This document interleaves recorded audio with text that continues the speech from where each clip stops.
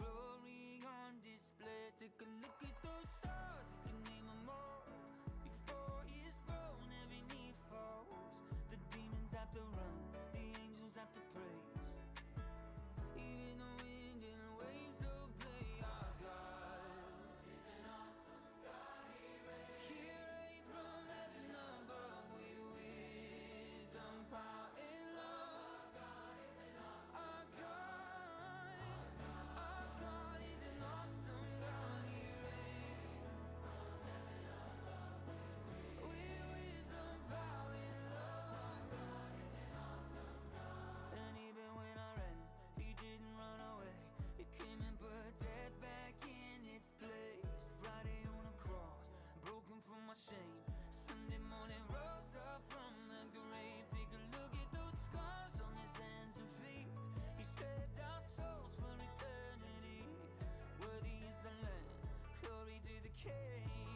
Oh, let all the saints and the angels sing. Our God is an awesome God, he reigns from heaven above with wisdom, power, and love. Our God is an awesome God. Our God is an awesome God, he reigns from heaven above with wisdom, power, and love. Our God is an awesome God. Eyes on the sky, there will be a day. He will come and wipe our tears away. No more fear, no more pain, no more sorrow, sin, or shame. The King is coming back again, a reign of love that will never end. For everything you've done, and everything you do, and everything you are, I'll sing to you. My God, you're an awesome God, you're great. In all you do, I'm made to worship you. My God, you're an awesome God.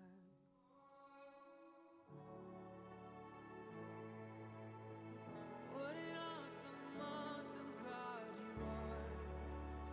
No one like you, none beside you. God, we worship you. You're worthy, with wisdom, power, and love. Oh, forever we sing. Our God is an awesome God, he reigns from heaven above with wisdom, power, and love. Yes, our God is an awesome God. He reigns from heaven above with wisdom, power, and love. Our God is an awesome God. Our God is an awesome God. Our God, what an awesome God.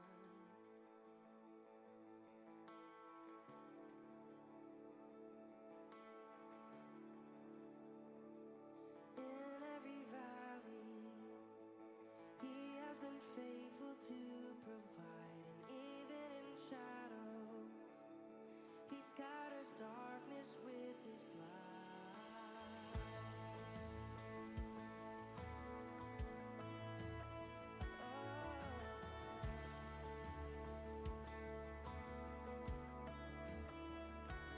In every season, he has sustained me with his word, and like a good shepherd, he leads me steady and secure.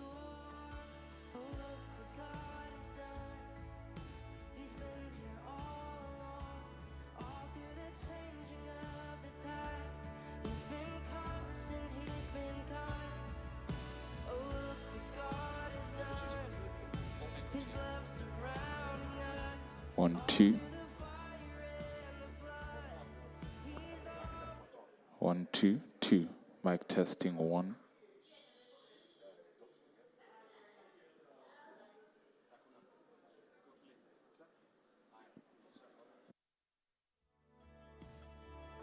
So let's build an altar, worship together and bow down in awe of his wonders. Let all of heaven hear the sound.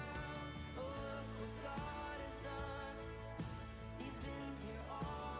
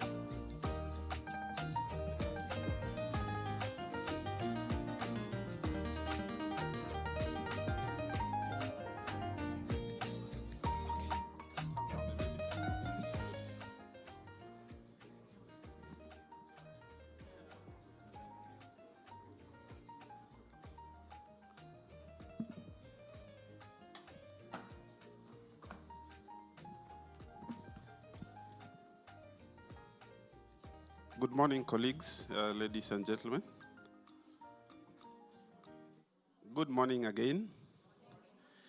The energy levels are very low, so if you need to grab a cup of coffee to boost up a little bit, please do so very quickly before we settle down. But as we settle down, I would like to welcome you to this session. So just to set the ball rolling, my name is Jerry Opondo. I work at the Environmental Compliance Institute, ECI, which is a Nairobi-based NGO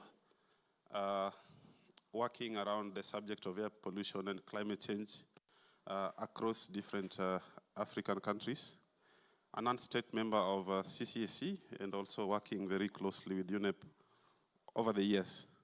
So I have the pleasure of being your MC for today. So walk with me as we go through this. And therefore, I welcome you to this session where we are going to look at UNEA Resolution 610. I think a little more over a year since the resolution. Where are we at in terms of implementation globally, and where can we focus a little more to accelerate action to improve air quality across the globe? So with that, I would like, first of all, to welcome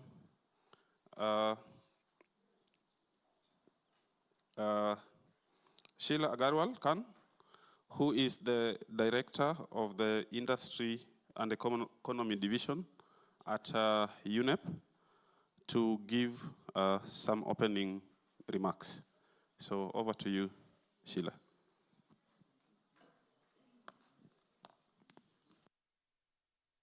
Thank you very much. Thank you everyone for coming. And for finding the place. We were worried that you might not be able to find where Kilimanjaro is. So it's good to see such a good turnout. And it just speaks to the attention air quality is getting. I mean, we've seen lots of momentum, and I see lots of faces from the past that have really played a very big role in pushing this momentum. So thank you to all of you, because without your leadership, we wouldn't have got to where we are today. The momentum on air quality has really grown globally. We see it just in, for example, the Cape Town Ministerial Declaration on Air Quality at the G20. We see African Union Commission, for example, with the Climate and Clean Air Coalition having developed the roadmap for Africa Clean Air Program. We see the global conference that WHO organized in Cartagena on air pollution and health. The Air Quality Management Exchange Platform that member states asked for at the last UN Environment Assembly is now ready and up and running, which has lots of lessons, knowledge, experiences, the kind of policy experiences that countries have, so that there's plenty of space for knowledge and learning.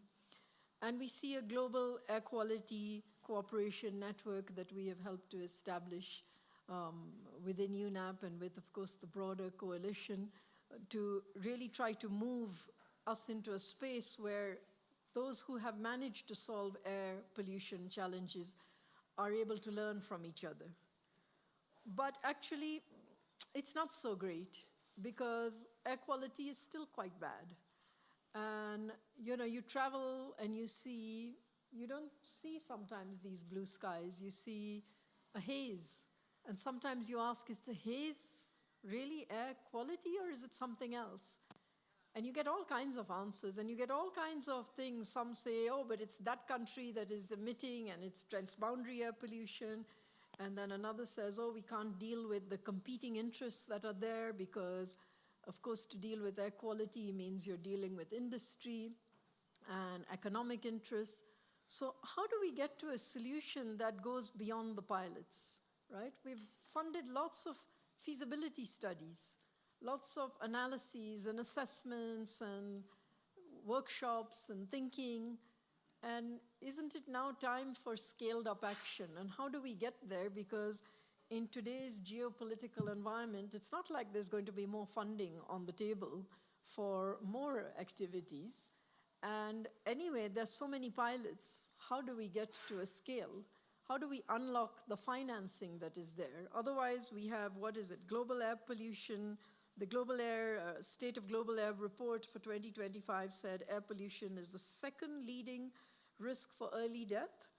7.9 million deaths on an annual basis. That means 1 in 8 of us. So if you look at this room, 1 in 8 of us might get lung cancer, and we might not be smokers. And the World Bank report just in March said 5% cost to GDP from loss in work, in agricultural productivity, from certain short-lived climate pollutants. I mean, what else are the economic losses that we're facing? So how do we get into a space where we have scaled up solutions? What do we need to think that is out of the box? For those of you who have managed to tackle air quality, what did you do? And what can others do where there's too many competing interests at a country level that are preventing air pollution from going into another space? So how do we move it? CCAC tries with its Super Pollutant Country Action Accelerator launched at COP30 to deal with support to 30 countries to cut super pollutants, short-lived climate pollutants, methane, black carbon, and all of these other pollutants. But what else is needed? You know, so someone the other day said, well, you know, maybe you need to go to, you know, performance-based payments where you have a lot of countries who want support, get the 200,000 or whatever to do a little bit of feasibility. But for those who are willing to really invest and take this forward, maybe they get a performance-based payment where, you know, if they get to tier 1 of reducing their air pollution, they get $1 million. If they get to tier 2, they get 5 million, et cetera, so that it's also an incentive and also an interest for some of the donors who then see actually they have more efficient use of resources because more of their funds go to actual change, and maybe the countries who are really interested in pushing this are able.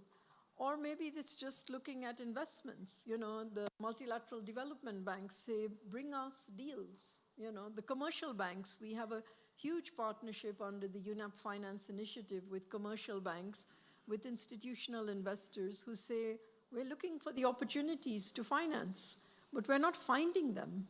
We have some on e-mobility, and I think the e-mobility movement is moving.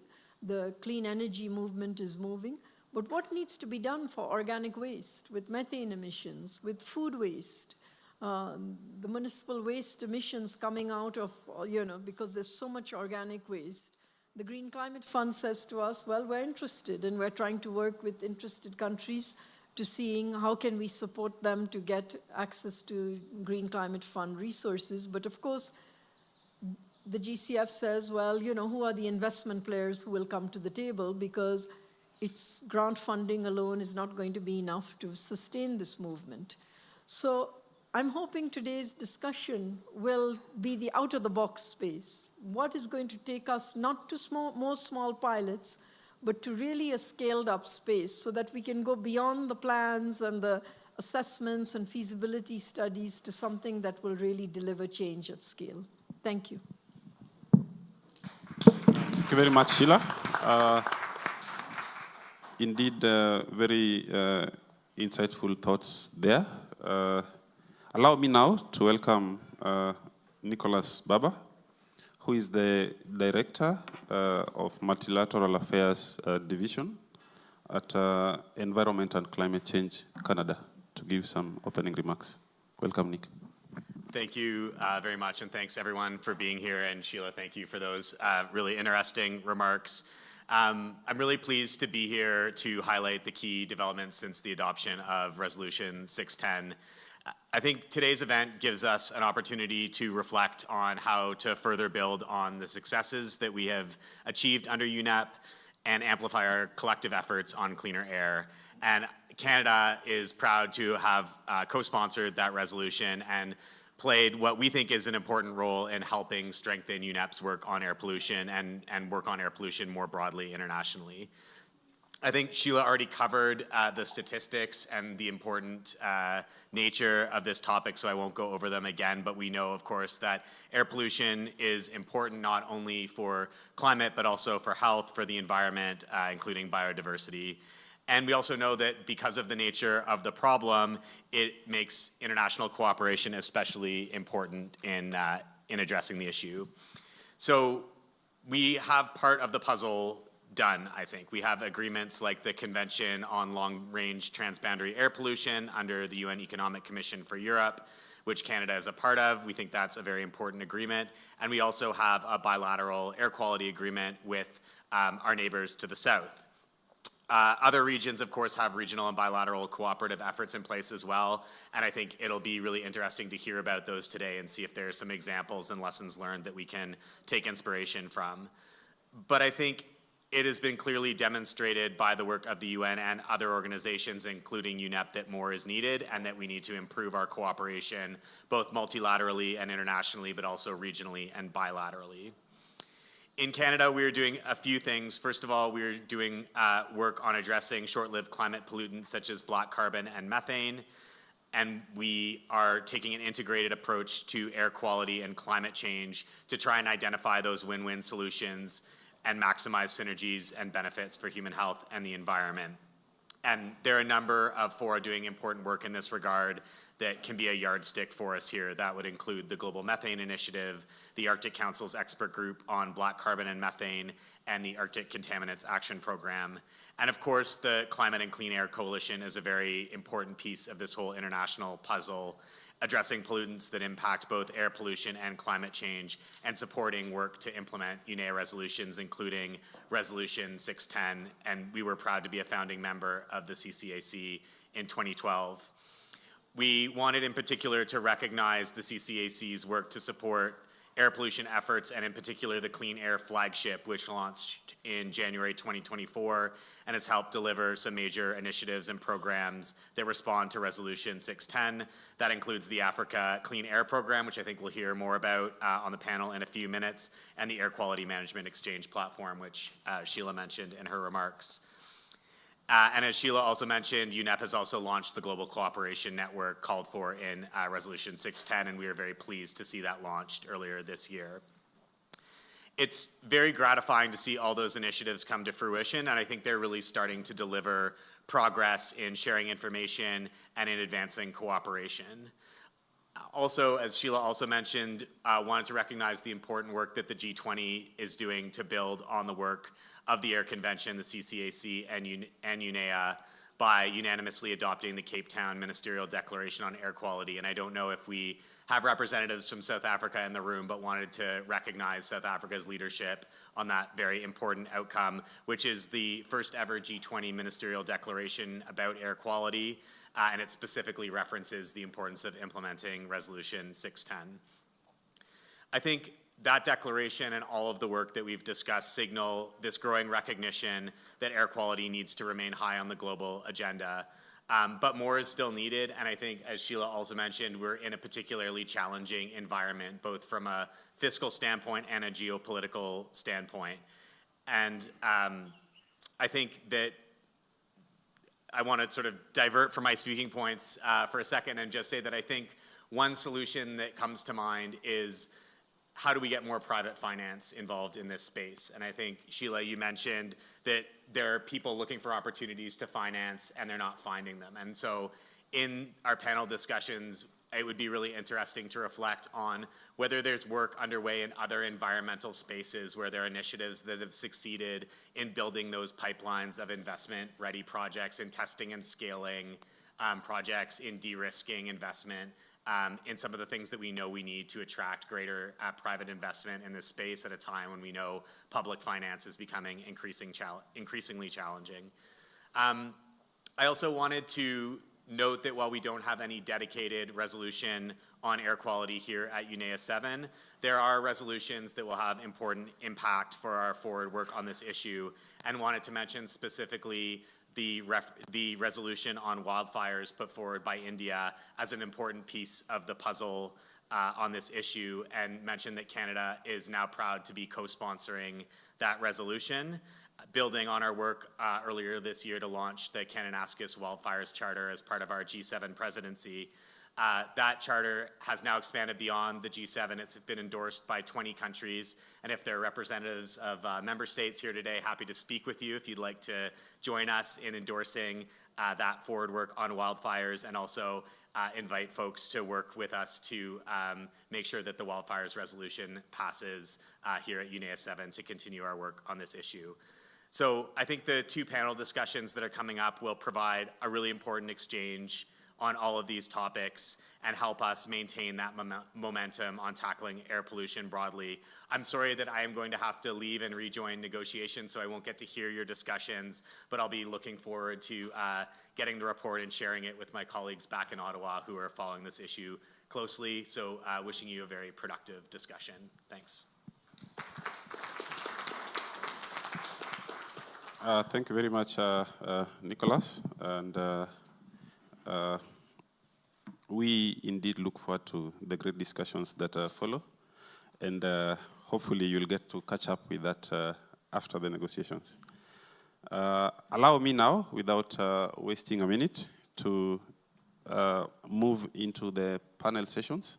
And our first panel will be more around the stocktake and lessons learned in terms of implementing UNEA Resolution 610 to date.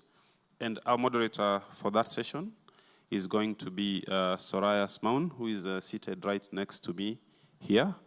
Soraya is the officer in charge of the Health and Pollution Unit. Is it Pollution and Health?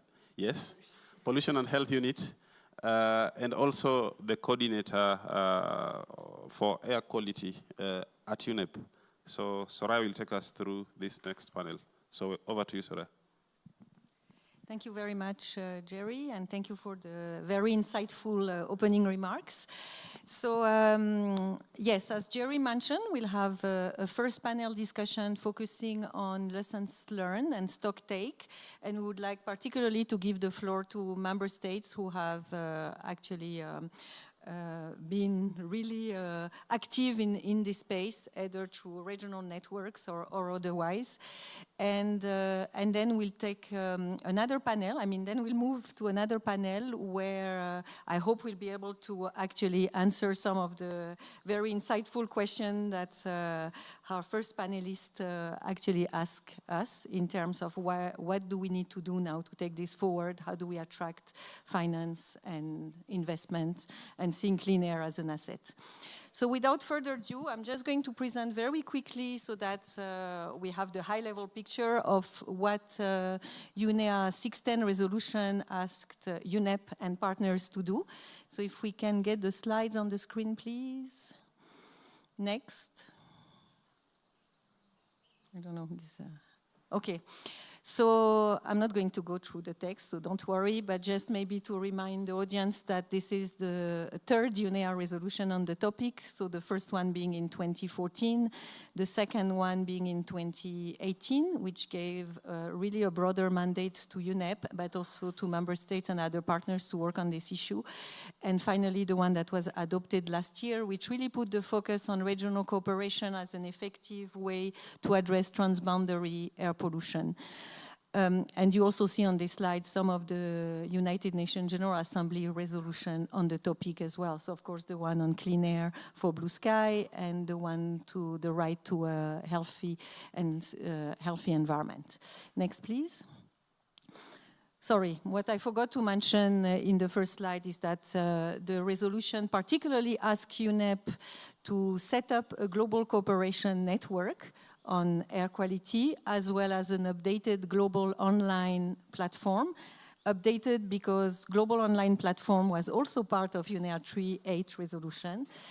And also, of course, accelerating efforts on regional cooperation mechanism, particularly in Africa, since it's one of the few regions who don't have a kind of continental agreement on air pollution.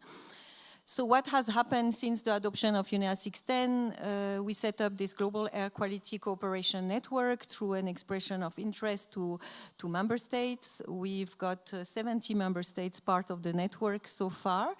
And you can see on the slide the geographical representation of the network. The inaugural meeting of the network took place in Cartagena in the margin of the WHO conference on air pollution and health. And one of the key takeaways of this meeting was definitely the need and the added value of such a network for interregional cooperation, but with the caveat that such a network shouldn't replicate or duplicate existing efforts and rather complement. So it has to have, of course, a technical focus, and interested member states can take the lead and create a dedicated working group under the network. Next, please. Of course, one of the main asks was the updated global online platform, and our colleagues in the CCAC Secretariat put together this what is called AQMX, the Air Quality Management Platform, which aims at really taking all the technical guidance and all the tools that exist and putting them in one place. So really being a one-stop shop for air quality management.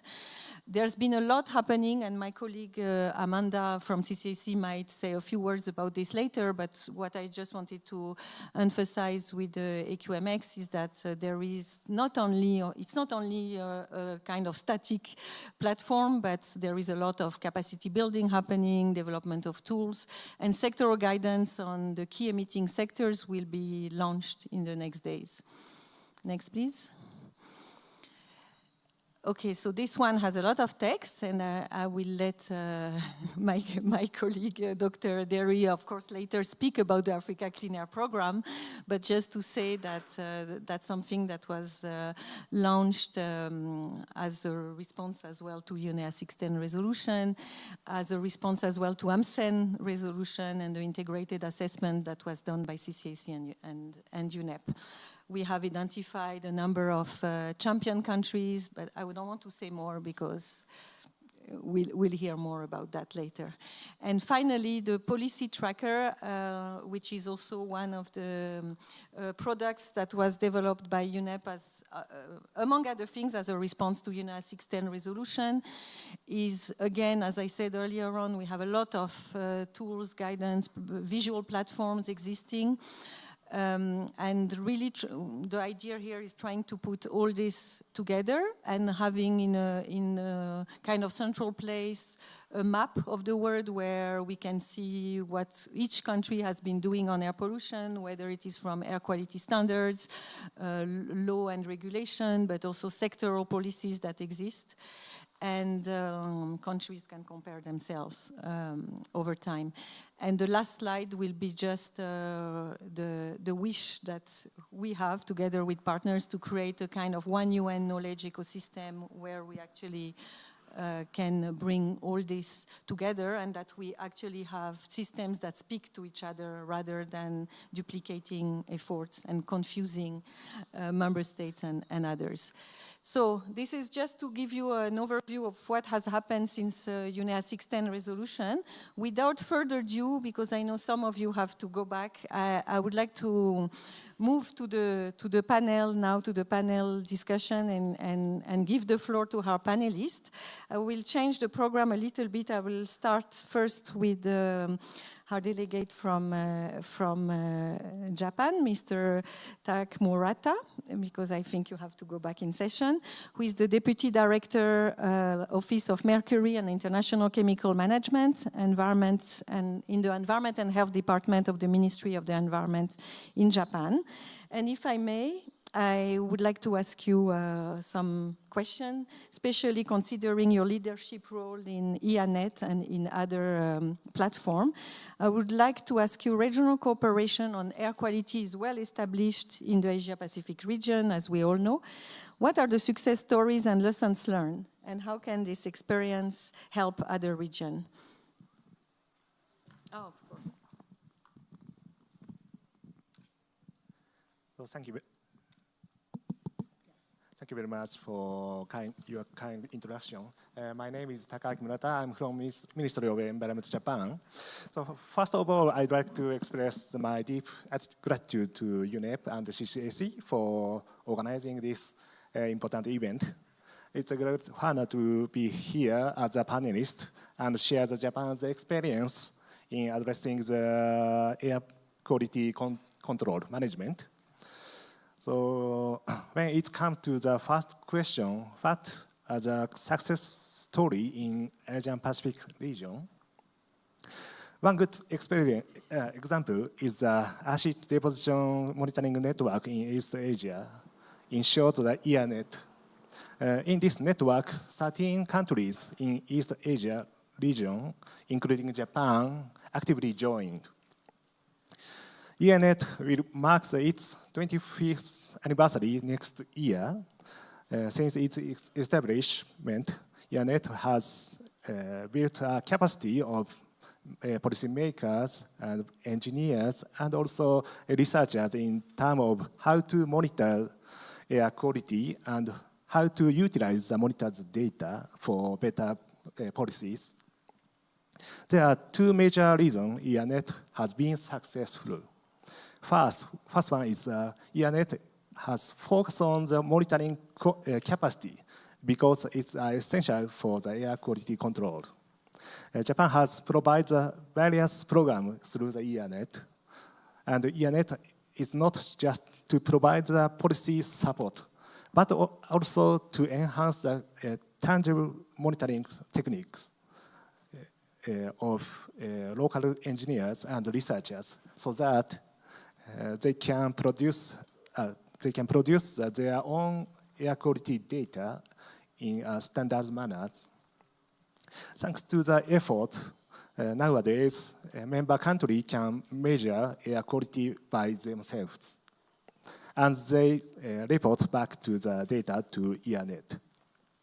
By utilizing the collected data, UNEP analyzes the data quality status at the regional scale and provides further feedback to the member countries. So we taught how to fish rather than giving fish. Another unique point of this program is that it's member countries' responsibility to bear the cost of monitoring activity, including the maintenance of the equipment. And the UNEP only provides the technical support and thereby fostering the ownership of the data submitting from each country. So once again, there are 2 points: monitoring capacity and also the ownership of the monitored data are keys to the UNEP's success. And I believe they also apply to the other regions. Thank you. Thank you very much. And maybe going back to the opening remarks that were made earlier on, may I ask you, how can Japan and other partners strengthen regional and global cooperation to accelerate progress on clean air? Thank you. So I have 2 ideas in mind. So first one is to transfer the good practice and lesson learned in one region, such as Asia, to other regions. Let me take one example. So this year, Japan, UNEP, and also CCAC held an event titled African Clean Air Program from Asia to Africa in the margin of the Tokyo International Conference on African Development. This is a TCAT.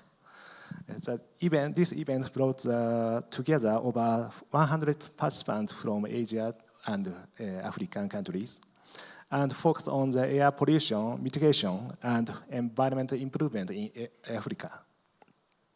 Drawing on successful case studies from Asia, representative of international organizations and national governments discussed policy and technological approaches. This kind of exchange at the practical levels should be further explored in various fora. Even in Asia, there are a lot of air quality related initiatives, such as Asia, Clean Air Asia.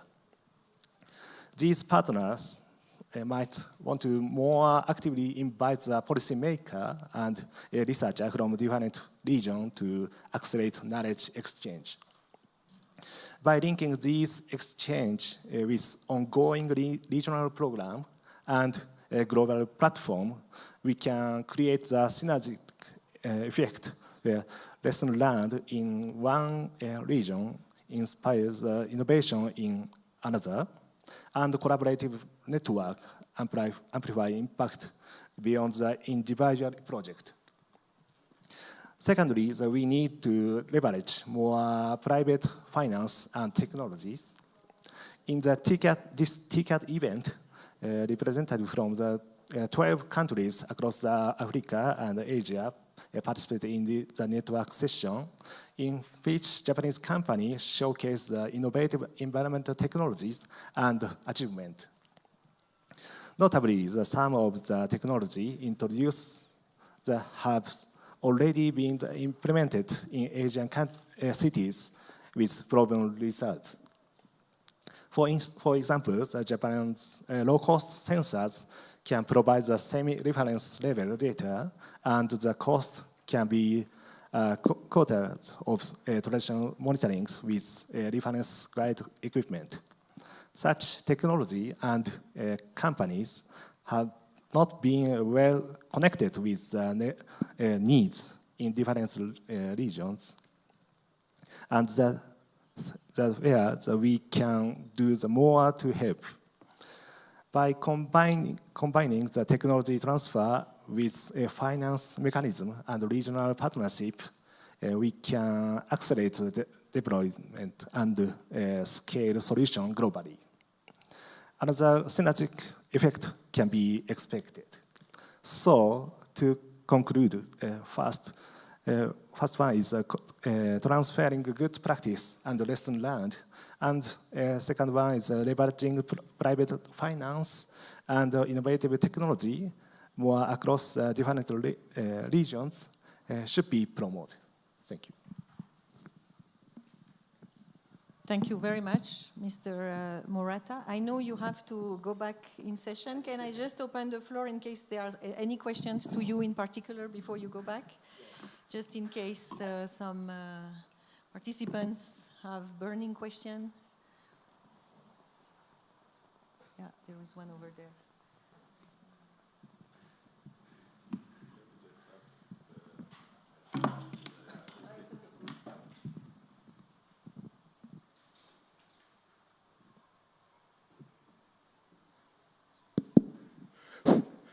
Okay, my name is Luke Kapchanga, an organization called UNEP International, Kenya. I have a question almost related to what the previous speaker has been explaining, but this one is more on where we are now. According to what you are talking about, regional initiatives on this air quality, UNEP is headquartered in Nairobi. Nairobi, as a city, the air quality of around where UNEP is headquartered is quite different from the pollution within this city. Now, my interest is to know, do we have any initiative that can make Nairobi to have one air quality semblance across the entire city? And if such an initiative exists, how long can it take so that the people within this city can enjoy one air quality? Thanks. Can I ask my friend from Japan? Even before I come to speak on the African Clean Air Program, I just wanted to find out whether, having organized the side event that took place at TIGAD, whether there has been any resolutions from the TIGAD meeting on air quality, and especially any proposals to support regional plans like the African Clean Air Program. Do you have any information on that?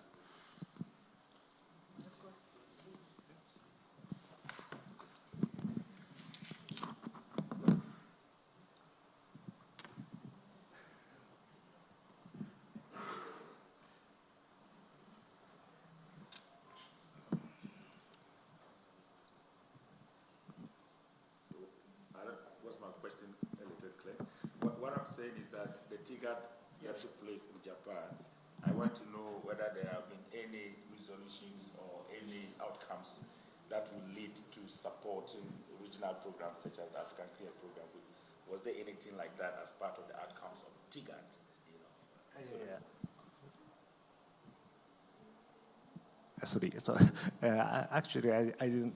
I don't know the details resolution, but we Japan also will continue the support through the UNEP to not only the Asian country and Asian region, but also the African country also. So we will continue the support through the UNEP program. Thank you very much. I'm not opening the floor for more. Sorry, it was just because of delegate from Japan is going back to session. So thank you very much. Thank you for coming. And for the other question on Nairobi, UNEP and CCAC and others have been really active in working at sectoral level in particular. So I'm not sure if we have someone from our Sustainable Mobility Unit, but they've done, of course, some work on air quality standards in the transport sector, as well as e-mobility and other initiatives. We are also tackling other sectors. There is a representative from WRI who will speak later, who has been helping with the hospital waste in particular. And Jerry, who is sitting next to me, has been also very active in helping on an environmental governance, and particularly these issues of compliance and enforcement of existing regulation in Kenya, but also at the regional and sub-regional level. I don't know if you wanted to add something, or... I think just a quick one that for purposes of coordinating efforts around air pollution management in Nairobi, this last Friday, Nairobi City did launch a 5-year action plan that tackles, actions across all the pollution sectors, and we helped put together that action plan. But it's something we can discuss off this meeting. Thank you. Thank you very much. So maybe moving on, because we still have a number of panelists. I'd like to invite so going to another region, I would like to invite Dr. Peter Derry, Director of Environment at the Ministry of Environment, Science and Technology in Ghana, who has been, of course, a strong advocate on this issue over the years. And maybe you can tell us what key achievements did the Africa Clean Air Program accomplish in 2025, and what major milestones are anticipated for 2026?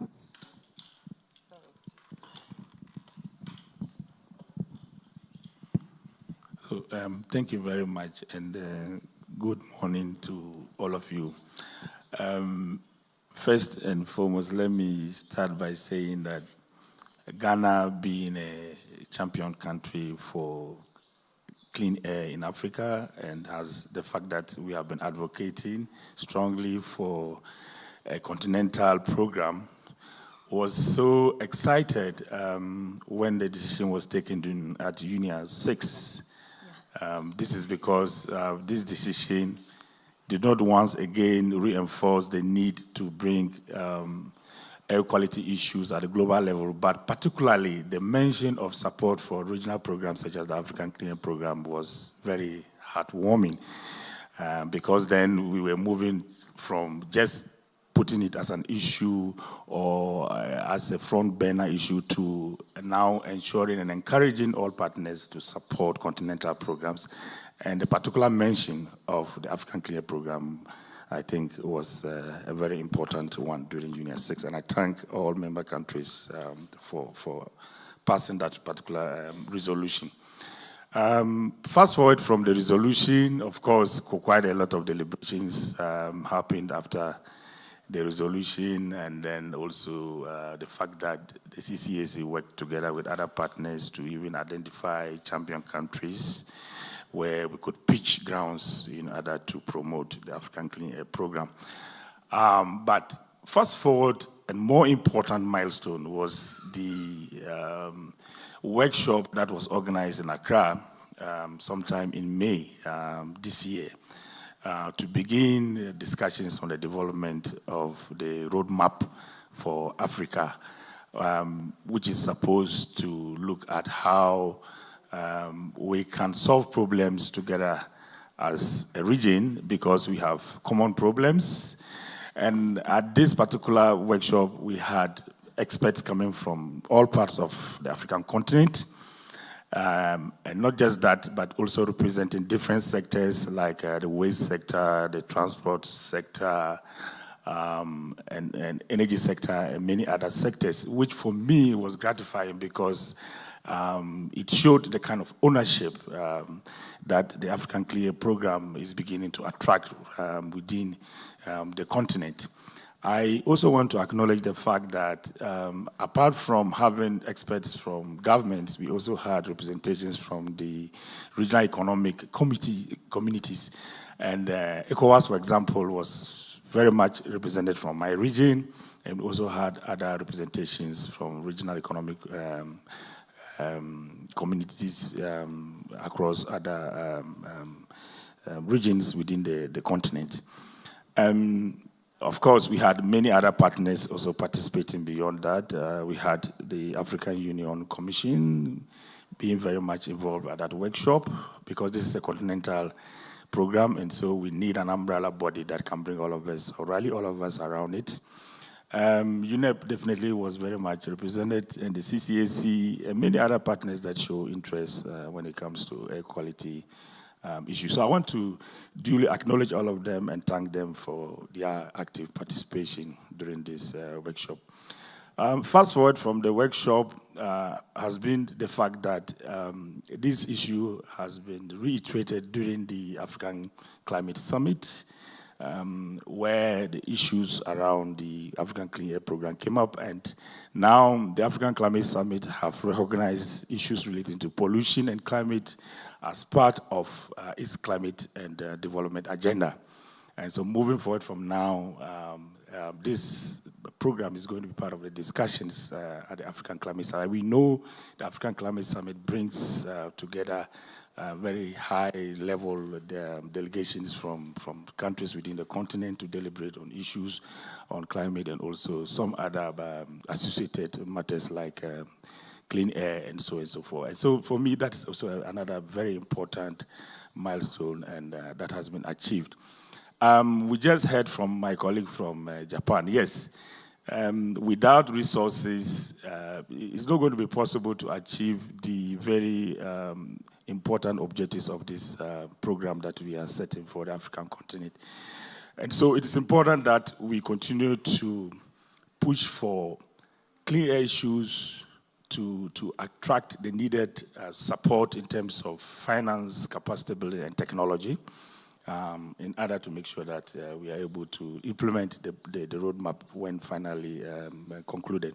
And so there was this opportunity at TIGAD, as he mentioned, and at that side event, I personally had the opportunity of presenting the African Clean Air Program and also appealing to different stakeholders, especially from the private sector, to come and support its implementation by telling them how important that is and linking that to, especially as it was said earlier by Sheila, the number of deaths, 1 billion deaths, in the continent related to clean air issues. So I believe that was an important one because it did attract the needed attention from the audience that were present, and that is why I wanted to know from our colleague from Japan whether after the TIGAD meeting, there have been any outcomes that will lead to supporting the ACAP.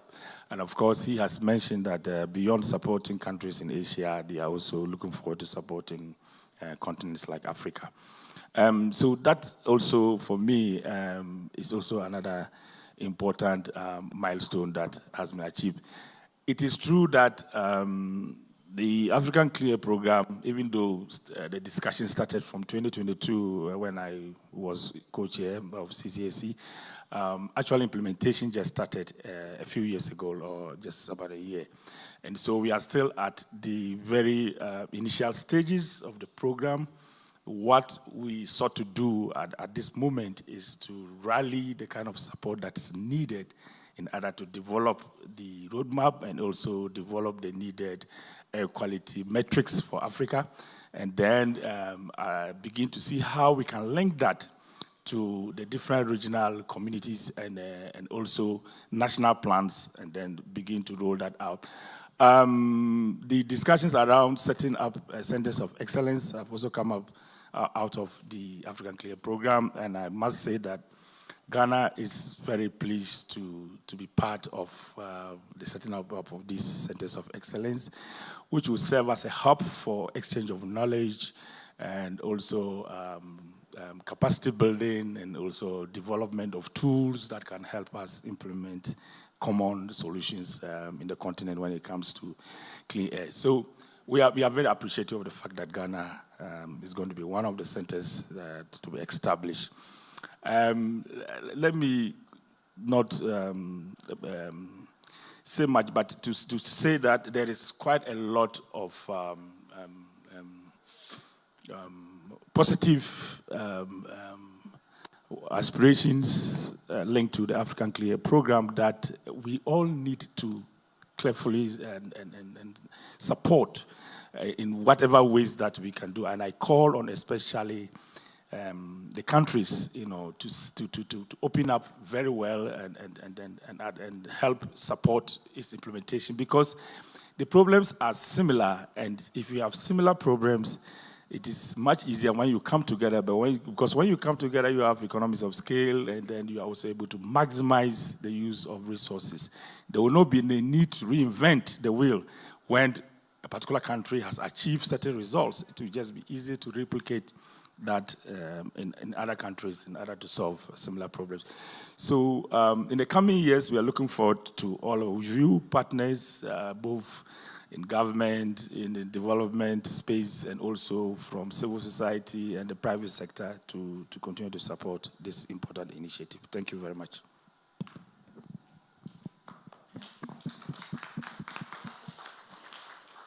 Thank you very much, Dr. Derry. Maybe a follow-up question, because of course, Africa Clean Air Program is this continental kind of network and cooperation. Maybe going back to Ghana in particular, because Ghana has been a leader in clean air for years, and you are lucky to have a lot of development partners actually taking an interest there. So what progress, quickly, would you say has Ghana made in improving air quality, and which partnerships were really instrumental in advancing clean air, particularly from also a finance point of view? Thank you. So thank you very much. I must say that we have been founding member of the CCAC. That alone demonstrates our commitments to clean air. That's the first thing I want to establish. And to say that, yes, it is true that we are one of the leading countries when it comes to taking clean air as one of our developmental issues over the years. Currently, what we are doing is to first strengthen our legal regime on clean air. And I'm happy to note that Parliament has passed the air quality regulations in Ghana. And the air quality regulations are not just looking at ambient air, but they are also looking at vehicular emissions. So Part B of the air quality regulations looks at how to ensure that we minimize or reduce emissions from vehicles, which I think is a very important step. We used to have guidelines, we used to have standards for this, but now we have a legislation which makes it more legally mandatory to go by certain, ensuring that you meet the standards. So that's number one. The second thing is that we have been monitoring our ambient air in a number of cities, 6 cities, the capital plus 5 other cities out of the capital. And we have permanent monitoring stations located within these cities that are picking data. Beyond that, we also have low-cost sensors that have been placed at very important locations also to collect real-time data. And as a result of that, we have created an air quality database where we are collecting this information, and that information is being translated into policy decisions, for implementation at the different sector levels. Then beyond the monitoring that we have done, we are also doing a lot of capacity building for institutions. Previously, issues around air quality were just limited to the Ministry of Environment and the Ministry of Health. But we all know around this table that the subject that we are talking about goes beyond the Ministries of Environment and the Ministry of Health. So capacity building to make sure that we bring everyone to the same level of understanding why air quality is very important as a developmental issue is also ongoing. We also have set up a coordination structure, which is currently hosted at the Environmental Protection Authority of the Ministry of Environment, to bring stakeholders from the different institutions around the table to, from quarterly discuss issues related to air quality. We have developed air quality management plans for cities. We are starting with the 5 cities that I mentioned where we have installed the air quality monitoring stations. But these air quality management plans have been developed first for Accra, and the second one is being developed from Takoradi, and then the other 4 cities will also follow. It is important that we have such a plan for the cities, the major cities where air quality is a big issue. And once we are able to do with these first 6, then we can replicate that across other cities in the country. So strengthening the policy regime, the regulatory regime, ensuring that infrastructure is put in place to make sure that we are able to monitor, getting data ready for policy decision making, building capacity amongst important stakeholders, and then setting up coordination mechanisms and helping cities to develop action plans for implementation are some of the key things that we are doing as a country. And we call on all our partners to continue to support. Key among the partners, as you said, CCAC has always been a long-standing partner of Ghana. The first thing was to help us integrate SLCPs, that is short-lived climate pollutants, into our medium-term development plan, and also our national determined contributions. So we're one of the first countries to integrate that. And so you could see issues relating to methane, HFCs, black carbon reflect in our national determined contributions. Once it is reflected in that document, then sectors uptake that for implementation. So that CCAC, I want to congratulate you and appreciate you for the efforts over the years. UNEP has also been very, very supportive when it comes to clear programs. They've helped us when it comes to policy and also capacity building over the years. Let me say, even though the United States is beginning to backtrack, but they have, over the years, been very supportive to Ghana.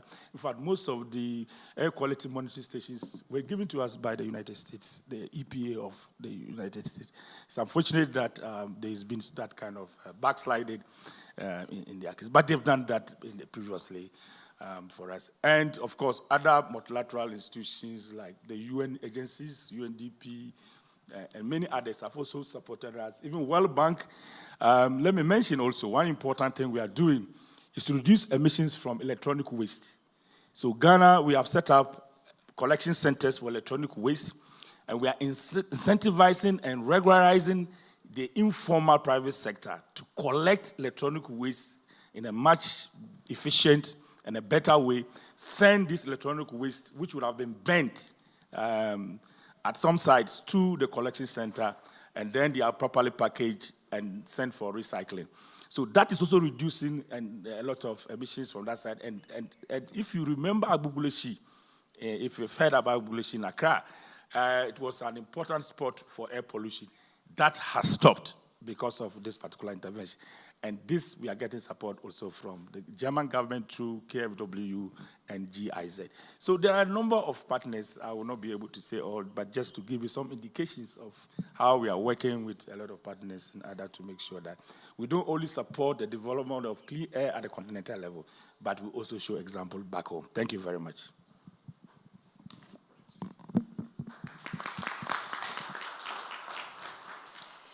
Thank you very much for this very comprehensive response. I'll move now to the next panelist, and then, of course, we can open the floor for question and Q&A and discussion. So we are now going to Latin America and the Caribbean, and I'm pleased to welcome Miss Onero Croman, who was also at UNEA 6 and involved in the negotiation of UNEA 610 resolution. Mrs. Croman, you are the coordinator of economic affairs at the Ministry of Environment of Chile. And of course, I'm going to ask you the same question as I asked Ghana. What key lessons has Chile learned, but really the key lessons? So what are the ingredients for success from tackling air pollution in recent years, and how are these shaping current strategy in going forward? And allow me also to ask a follow-up question straight away, because I'm also aware of time. But a new regional air quality action plan was actually recently adopted at the 24th meeting of the Forum of Ministers of Environment of Latin America and the Caribbean. Can you share with us some of the key highlights of this action plan and the main takeaways from the Ministerial Forum? So first Chile's experience, and then of course regional. Thank you very much. Thank you, Soraya, and congratulations both on the organization, both for UNEP and CCAC on this event today, but also congratulations on the swift implementation of Resolution 610 and the birth of the AQMX platform. It was very appreciated to see such quick implementation of one of the key aspects of that resolutions that we also very proudly co-sponsored back in 2024. So on the question specifically regarding Chile, I actually want to pick up on many of the points that the colleague from Ghana mentioned. I think are somehow the ingredients for significantly also improving air quality in our countries.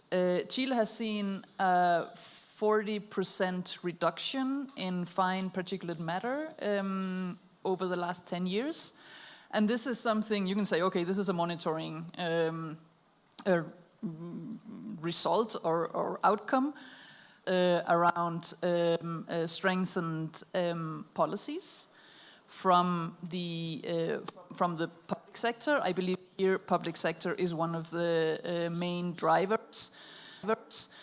And we have to work interministerially on this. In Chile, we have combined decontamination plans with mitigation measures. These are both geographically based, so in certain areas that are more heavily contaminated, we have specific decontamination plans for those areas. But we also have sectoral plans for instance, transport, electric bus fleet. That is with the Ministry of Energy, for instance. That is another cross-cutting collaboration there. In industry, in residential heating, for instance, with the Ministry of Housing. So I would say these decontamination plans that are legally binding and that are being monitored and checked by our environmental surveillance body, they are the backbone of that significant reduction that we have seen in the country. Another important topic is how to work interconnectedly with other ministries and other plans. So we have promoted a shift from isolated measures to more integrated programs, specifically in the housing and wood burning area. That is a huge problem for contamination in southern Chile, very cold.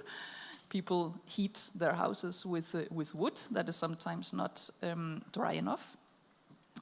So the Ministry of Environment, for instance, has implemented like a program for changing the stoves in the houses. But we have teamed up in these last years with the Ministry of Housing to also improve indoor air quality, to isolate houses better, provide thermal insulation, and have cleaner heating technologies and renewable energies as well. So this combination is also one of the key factors specifically for decontaminating the southern part of the country. And the third issue is also comprehensive monitoring, building on our national monitoring network and strengthening that, setting stricter standards also that has to do with decontamination plans as well. And generally working in line with the WHO guidelines to update the emission standards for instance, power plants or vehicles, other sources. So these are like the three main areas that we are working on also this year and onwards in our current air quality strategy. On the second question, on the Forum of Ministers of Environment of Latin America and the Caribbean in the last meeting, the 24th meeting, which was held in October this year in Lima. The ministers adopted the Regional Air Quality Action Plan for the region, which is actually a continuation of a previous regional framework, but mainly by adopting this and calling it an action plan at the highest regional level gives the air quality work and plans in all countries a political leverage as a regional priority as well. And this is very important also for countries that might not have the political push nationally to move on these topics. So in practical term, this action plan has three main pillars. It sets standard lines for work for national systems in line with the WHO guidelines and mentioning actions for improving monitoring networks, for instance, emission inventories. So all of the topics that we have seen are being implemented at the national level. This is some kind of like regional action plan to try to leverage this at the regional level also. And also looking into different sectors such as transport and energy industry, waste, as has also been mentioned before here.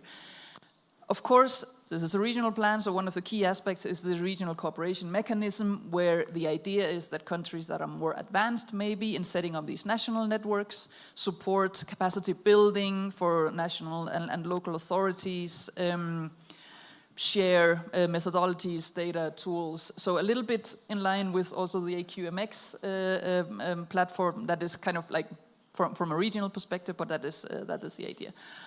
And thirdly, which I believe is also the topic that we're going to dig into now in the second panel, this regional action plan also links air quality to finance and implementation. So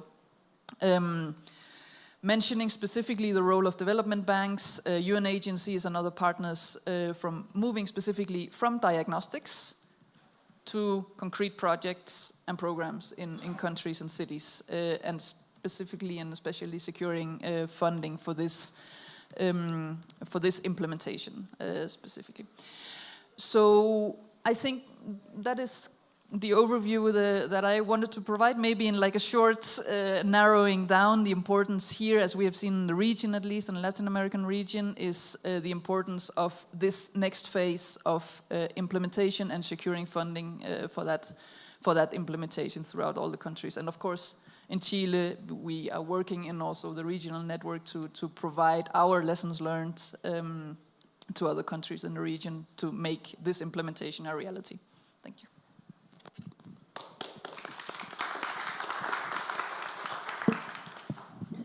Thank you very much, Maria, and congratulations on the 40% reduction of PM over the last 10 years. And I know we are running a little bit behind schedule, so without further ado, I think I'm going to hand over back to Jerry, maybe just to allow very few questions, not too many, because we have to move to the next panel. So Jerry, back to you, please. Thank you. Thank you very much, Soraya, and thank you to the panelists. So I'll allow just 2 or 3 quick questions to Dr. Derry and also to Maria here, and then we can move to the next panel. So ladies first, 1, 2. Any last one? I'll allow 1 last one. Okay, and Sheila. So I'll allow those 3, then we can move to the next panel. So let's start at the back, kindly. And make it very short and precise. Okay, thank you. Nangila Wafula is my name. I work with the Citizen Global Partnership, Air Quality Community of Practice. First of all, I want to acknowledge the great work that Ghana is doing, even in advancing citizen science. And my question is in respect to citizen science. Given the fact that the Global South is not well set up in terms of financing and even infrastructure in terms of air quality monitoring, how are we pushing forth the use of citizen science and low-cost sensors, even in line with Resolution 6 that states that there's need for capacity building using low-cost sensors in advancing air quality? Thank you. Thank you. Let's take the second one and the last one, then those can be answered together. Yes, good morning, everyone. Thanks to you, the moderator. My name is Shepard Mchuru. I'm from the SADC Secretariat.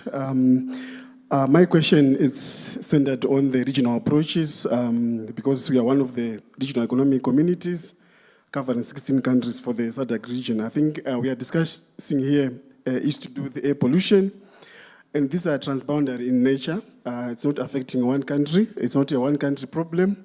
So I think our discussion must be centered or anchored on regional approaches. What regional approaches can we advance in air pollution management and improvement of air quality?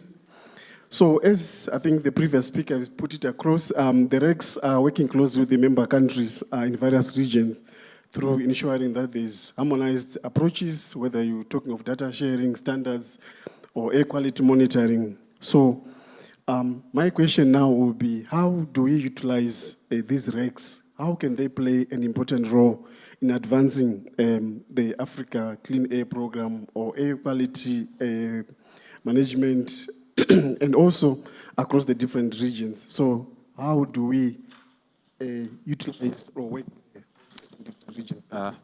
Thank you very much. And our last question from Sheila. So it's on Chile, because, you know, at one point I remember seeing Chile being very active in terms of changing investment and securing investment for e-mobility. It was very impressive to see the government moving forward. But I'm very curious about some of your system-wide approaches, like thermal insulation.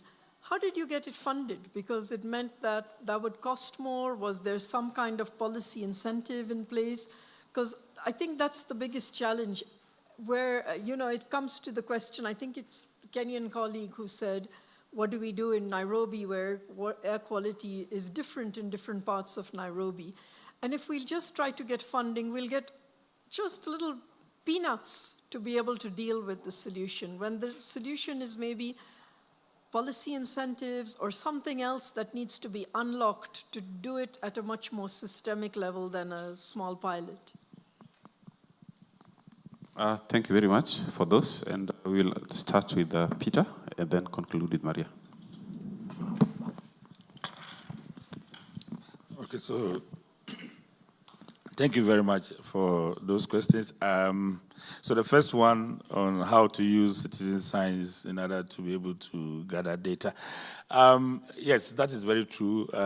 We all know that data collection is quite expensive, and and there's very little funding when it comes to usually data collection. I mean, if you look at many projects, very little amount of money is usually allocated for data collection because it is seen as something that should come from the countries. The countries should contribute to doing that. And at the national level, sometimes it's quite challenging also for the countries to do this. So in addition to all these installations, using technology, using administrative data from institutions and all of that, it is important to include citizen science. Getting professionals to work very closely with communities, with the general public to generate data, I think is very critical. We are having our research institutions that are already doing that go to communities, install what we call appropriate technologies for these communities and help and train the communities to be able to pick up data, which they go in for in order to do the research that they do. So we are going to continue to support in the area of clean air or air quality. It is true that we haven't developed the aspect of citizen science to the level that it can really contribute greatly to data collection, but I believe that we already have finished some examples that we can quickly upscale in terms of using the general public to mobilize data for air quality purposes. So yes, that will continue. And let me tell you, we were able to there was this support that we got from the Clean Air Fund and some other partners where we brought in the youth using sports and giving them some equipment, low sensor equipments to whilst we went through a marathon race, they were able to pick some important data relating to air quality for decision making. These are examples that we can easily upscale when it comes to using citizens, using the general public to support in air quality data collection. In terms of how we can use the RECs, the RECs are those that are more closer to the countries. I mean, the African Union Commission is a very big organization involving almost about 54 or 55 countries. That's quite huge. But the RECs are more closer to the countries. So if you take ECOWAS, for example, ECOWAS is located in Abuja, close to the countries within West Africa. And they also have structures where some of these decisions are made. So using the RECs would help to make delivery of the program much easier. And in order to get them to do that, we can support them in capacity building. We can also support them with logistics technology and also at the center of excellence that is going to be established at the different parts of the continent would also have that relationship with the RECs so that the RECs can help mobilize the needed momentum to support the functioning of the center of excellence. So that's going to be some of the few areas how the RECs can come on board. So I know already there are discussions in the ECOWAS to have an ECOWAS air quality plan that has already started, and that is a very important one. So once we have the RECs developing these regional plans, then we see how we can anchor that onto the African Clean Air Program so that we have synergies and we can also share best practices. And that is linked to the committee of practice that you mentioned. We're going to have them for the different regions. Rather than have a bigger one for the whole of Africa, it will be much more efficient if you have them at the regional level because the issues within the regions are even more similar than within even the continent. So that's what I want to say on this. I think the other question was for Chile. Yeah, thank you very much. The indoor air quality program is from the Ministry of Housing, so it's not my expert field at all, but I'll try to answer anyway. Program that again the Ministry of Housing set up for improving both construction, but also indoor, so new construction, but sustainability of new construction, social housing specifically, but also improving already existing construction. So on the and both of them are subsidy based, so it is funded by the Chilean government. Specifically. On the new construction part, this has to do with setting guidelines for social housing construction. in terms of sustainability, thermal isolation specifically, but also other areas such as renewable energy or rainwater collection and those kind of things. The other parts around improving indoor air quality and thermal isolation in already constructed buildings and houses is again a subsidy for improving these areas, but also in a community base. So you have to apply as a community, as a neighborhood. Usually, Chilean neighborhoods are organized all over the country. So they apply for the subsidy. They can then go for a subsidy for a specific housing, but also for a subsidy for improving their community outside. So it has to do with green areas, etc. So it's a bit broader than only indoor air quality, but one of these areas has to do with that.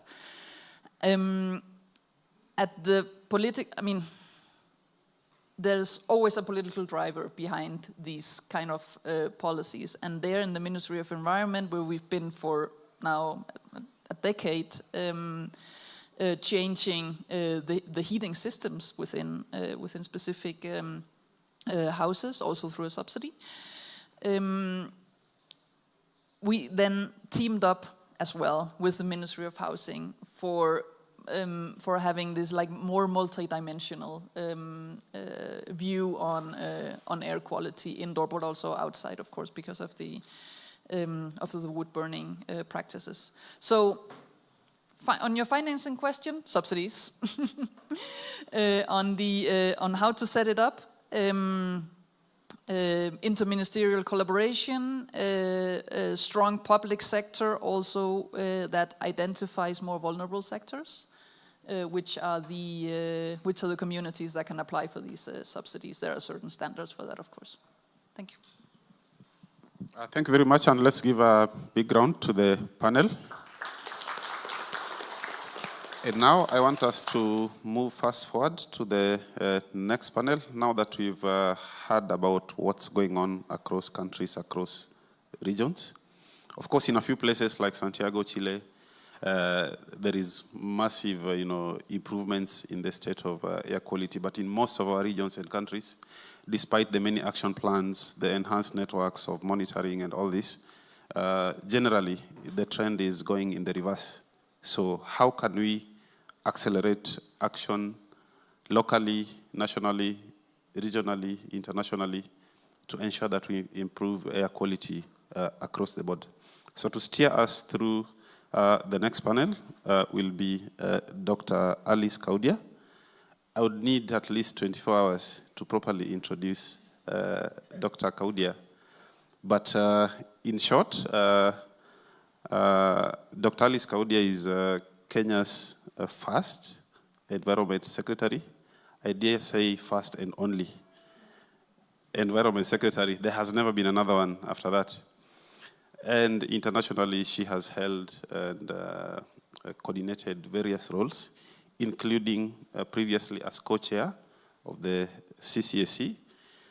Also, she co-led the Africa Integrated Assessment on Air Pollution and Climate Change, and continues to support regional efforts such as the Africa Clean Air Program. So over to you, Dr. Kaudia. Thank you very much, and I apologize that the first session has taken so much of our time, but we will catch up. And I think we are going to have a very interesting session, and I want us to reflect on the opening sessions, because we are now moving to the action segment.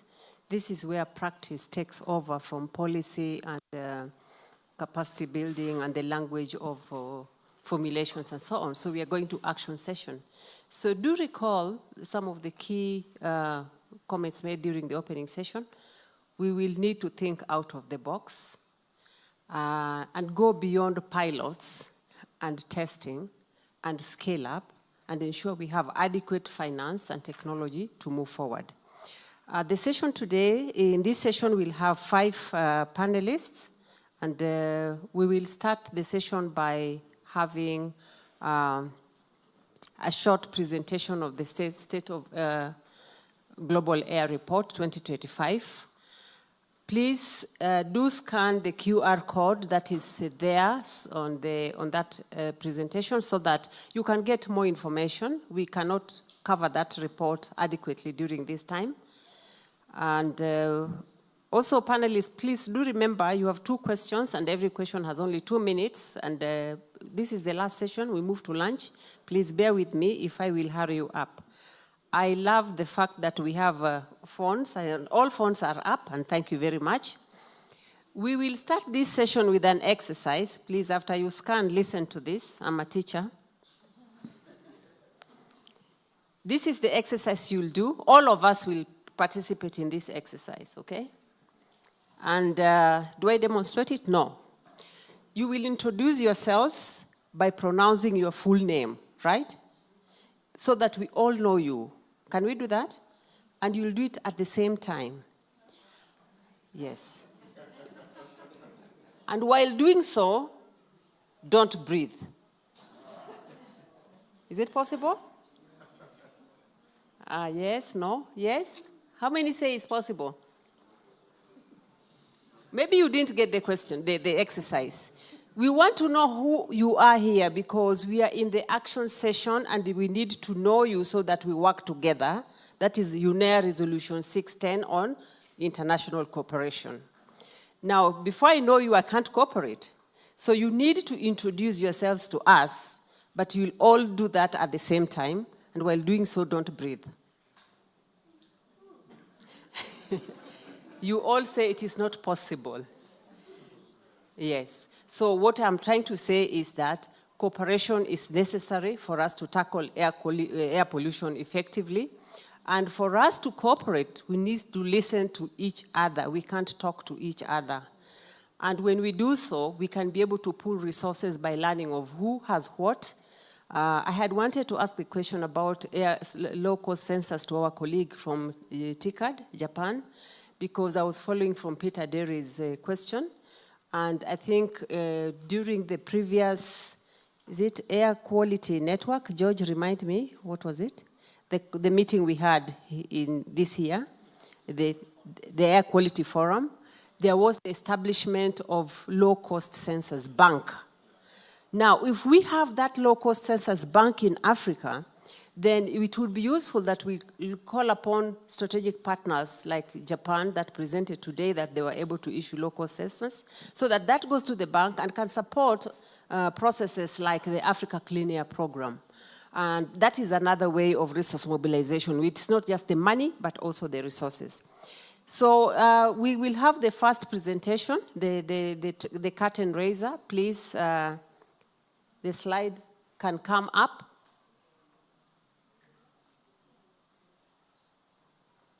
I hope Thomas had shared the slides, because I was told I'll only need to say next.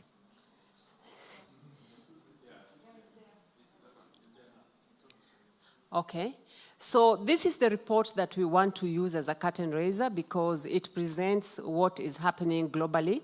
And I think the fine prints there we may not read, but it says the report tells us how air quality is the biggest and the leading cause of death. I'm sure we are all not prepared for that. We don't want to die because we didn't choose to be born. So this is very important, and that's why for this action segment, we need to see what is the situation next.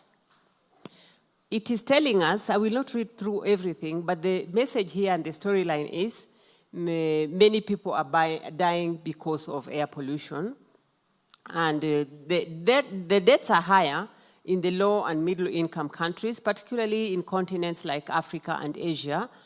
And there is also a skewed a situation whereby the adults over 60, if you're over 60 here, you better be careful, and also the under 5. And for Africa, I can say the primary reason is because we depend a lot on solid fuels for cooking, and mothers and children are more within those small units, and therefore they are more exposed to polluted air next. The other story is that, I think this has been said, that air pollution is the second leading factor of deaths in children under 5.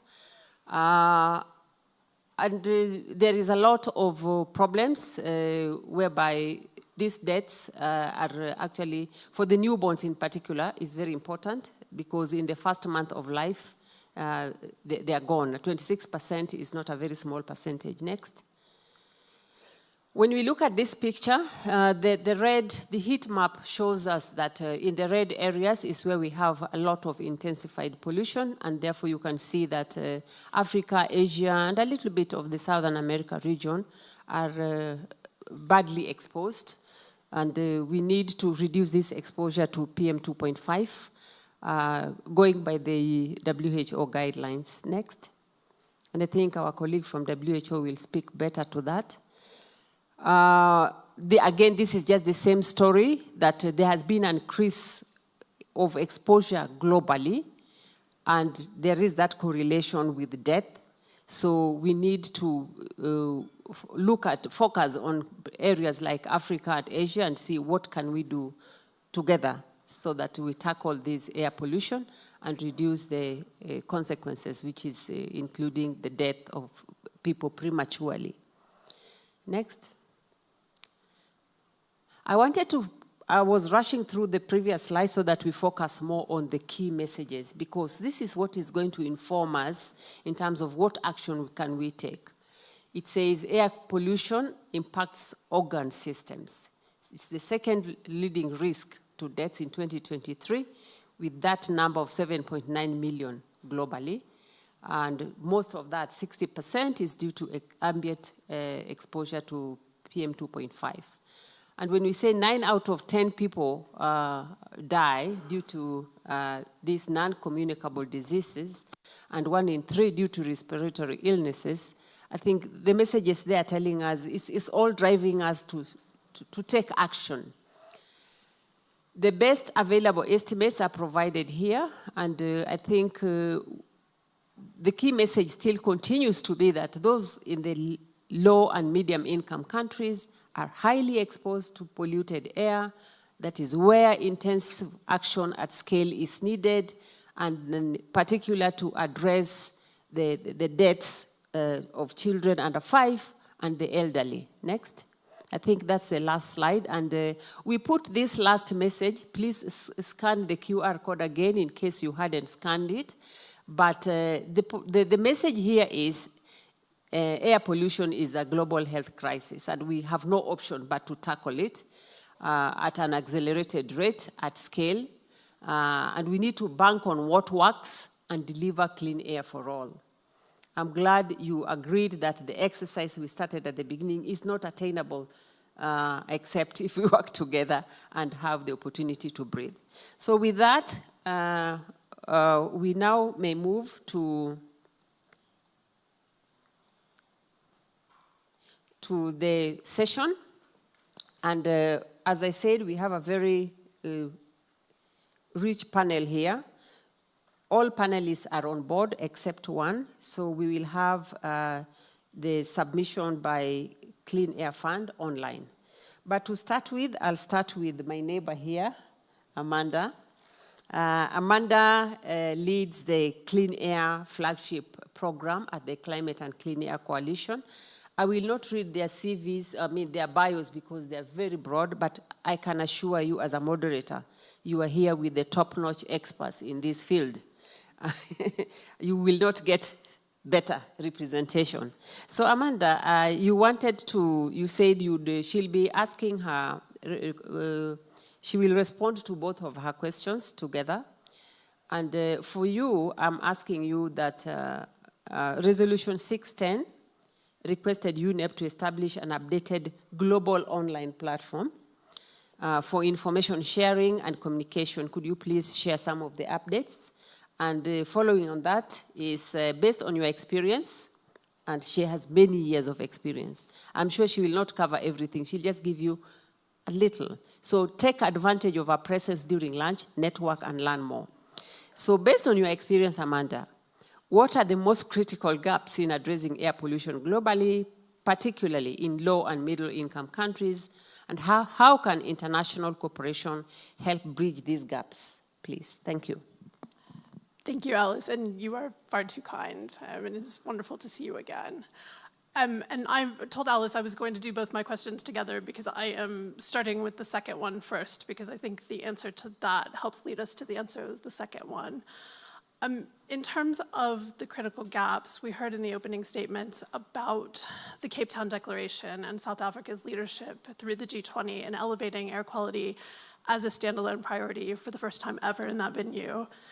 And the discussions in the G20 were framed around kind of 4 key barriers and proven solutions to those. And I think we've heard those really well reflected already this morning, in that kind of the transboundary nature of air pollution, data gaps, capacity gaps, and funding gaps are all issues that prevent action on addressing air quality. And one of the messages that I think really came through from the panel this morning, and I would like to reinforce now, is that working together kind of within countries, between countries, and as a global community is really key to many of the solutions.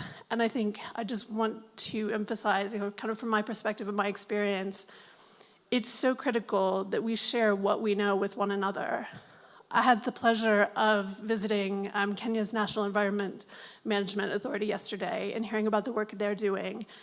And really interesting to hear how they are kind of looking to other countries to understand what has worked, but also very importantly, what didn't work to inform the work they're doing. And Dr. Derry spoke about the work of the US EPA in Ghana, and that's something that has been very close to my heart for a long time. And I think there's an important lesson in that kind of my colleagues and myself took away so much from this partnership that helped us inform the work we do. And I still today use the lessons I learned from my Ghanaian colleagues in the work I do. And so I think really important to understand the learning goes both ways. It isn't one direction. It is a collaborative relationship, and everybody benefits from it. And so I think on that, we will hear in the next presentation about finance. And I want to talk a little bit more about building capacity to, by making information more accessible. We've heard a few times this morning already about the Air Quality Management Exchange, which was launched in 2024 on Clean Air Day and expanded this year. And that consists of curated guidance, which provides kind of step-by-step actions on air quality management at different levels of capacity, as well as a resource exchange library that tries to bring together the wealth of information that's available on air quality management in one location. And I do want to pause for a moment to give so much credit to my colleague Juliet and the team of experts that has contributed to that platform and the work they've done, which has been immense. So today, I'm really pleased to be here to launch our first sectoral guidance, which essentially provides an implementation guide to measures that have been identified in CCAC's Regional Integrated Assessment as being critical to achieving the emissions reductions that are necessary to improve air quality. And the sectoral guidance is intended for air quality managers who are not necessarily sector experts, to help them understand how to achieve the reductions in emissions that are necessary and to help them kind of work with their colleagues in sectors to get those implemented. I'd encourage everybody to scan the QR codes on the slides that are showing now, which will take us to the overview page where you can access each of the sectoral guidance.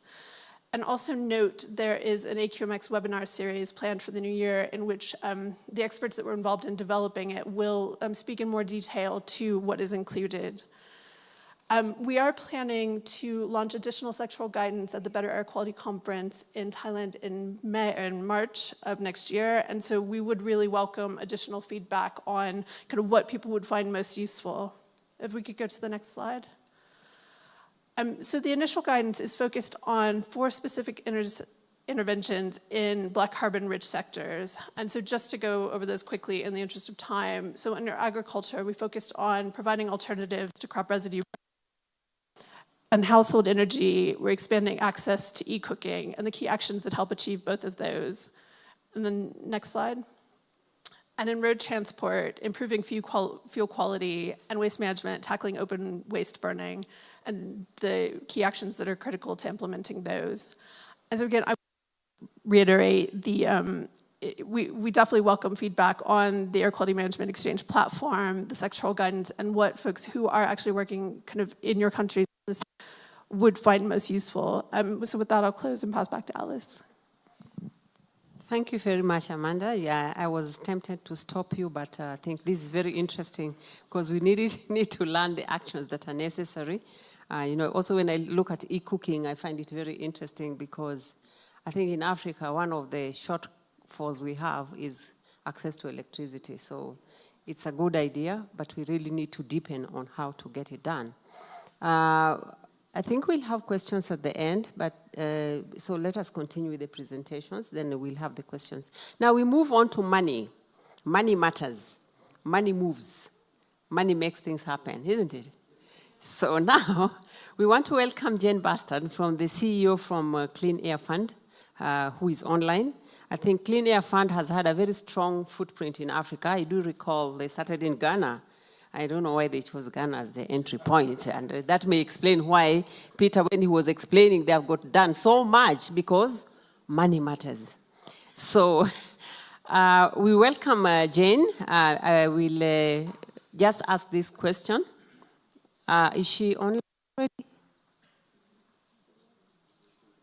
It's recorded. Oh, yeah, sorry, it's recorded. So let us listen to, I thought it is live, sorry.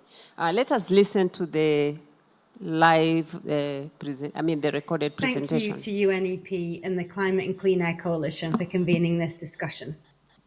My name's Jane Burston, and I'm the founder and chief executive of the Clean Air Fund, a global philanthropic foundation dedicated to achieving clean air for all. As we look to implementation of UNEA 610, we all know that finance is going to be key in accelerating action. I'm therefore going to take a few minutes today to reflect on some findings from the Clean Air Fund's annual flagship report, The State of Global Air Quality Funding. It presents the global landscape of outdoor air quality funding, and in October, we published the 7th edition of the report. It looks at data from 2019 to 2023, that being the latest year for which there's publicly available data. And what that means is it doesn't actually capture the funding cuts that we've seen in 2024 and 2025. But despite that, our findings highlight a worrying development. The headline being that total financing to outdoor air quality is reducing, falling 20% between 2022 and 2023, from 4.7 billion to 3.7 billion. That's bad news. There are 3 more optimistic findings. First, while direct funding for air quality has dropped, we've seen a growth in finance that delivers co-benefits. Projects where air pollution mitigation isn't an explicit objective, but it is achieved. And in 2023, this type of financing reached nearly 29 billion, 7% increase on the previous year. Second, there's a huge opportunity to increase this even more. That 29 billion was achieved primarily through investments for transport decarbonisation.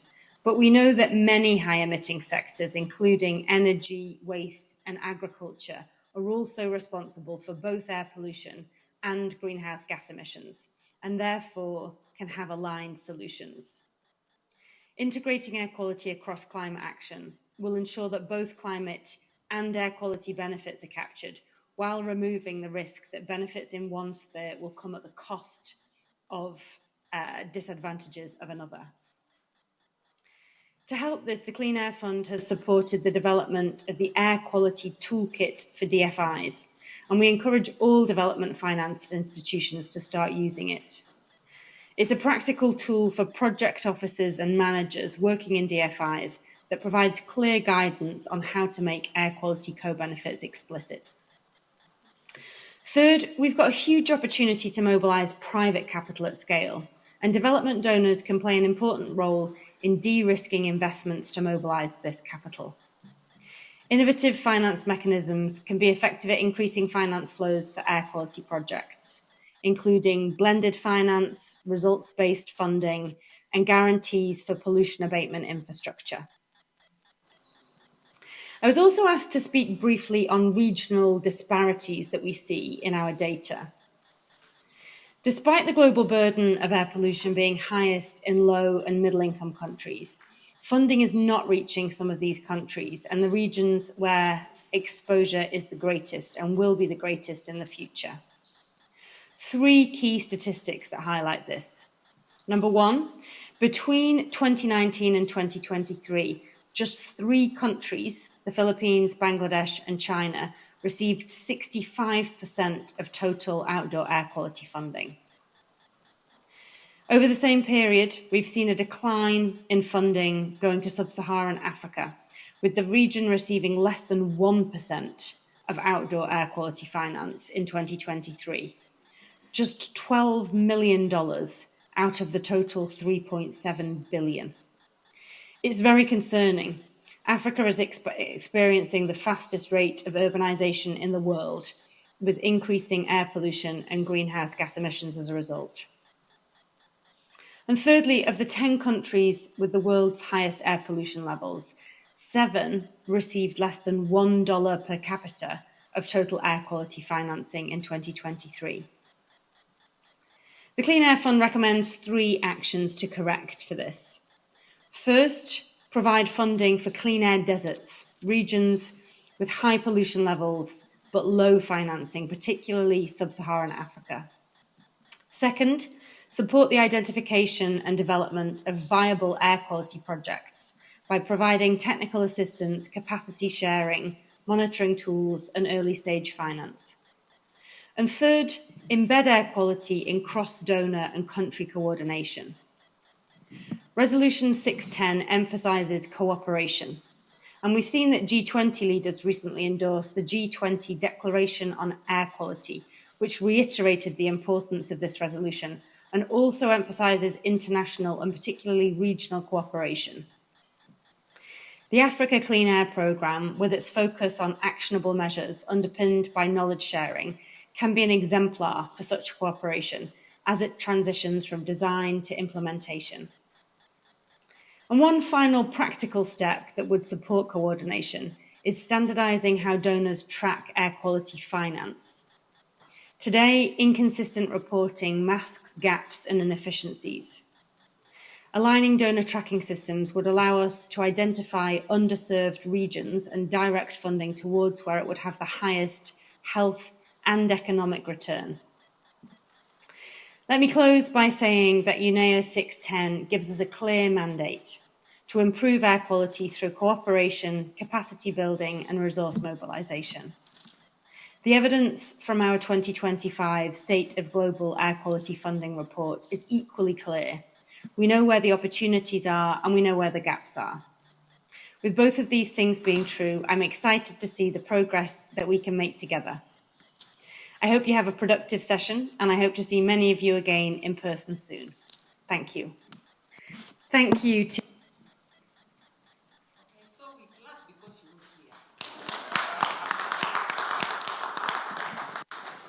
That was great because we have had, she responded to the questions at the same time provided solutions. So actually all your questions have been answered. Now we move on to a very exciting segment. When the stock take was being taken in the morning, I was listing what has been done. 5 actions had been taken. And the first one was that UNEP was asked to set up Global Air Quality Cooperation Network. But then when profile was made of the network, then it turned out that 70 member states, meaning it is more intergovernmental. Where do we get the civil society engagement and the private sector in this network? And this is the opportunity because now George Mwaniki, our next panelist, very experienced. He's the country representative of WRI in Kenya and also the lead of Air Quality Matters.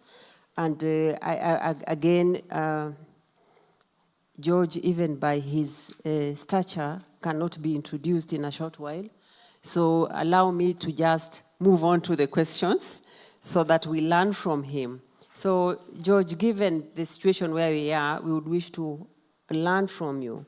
What roles do civil society organizations and local communities play in advancing air quality improvements worldwide?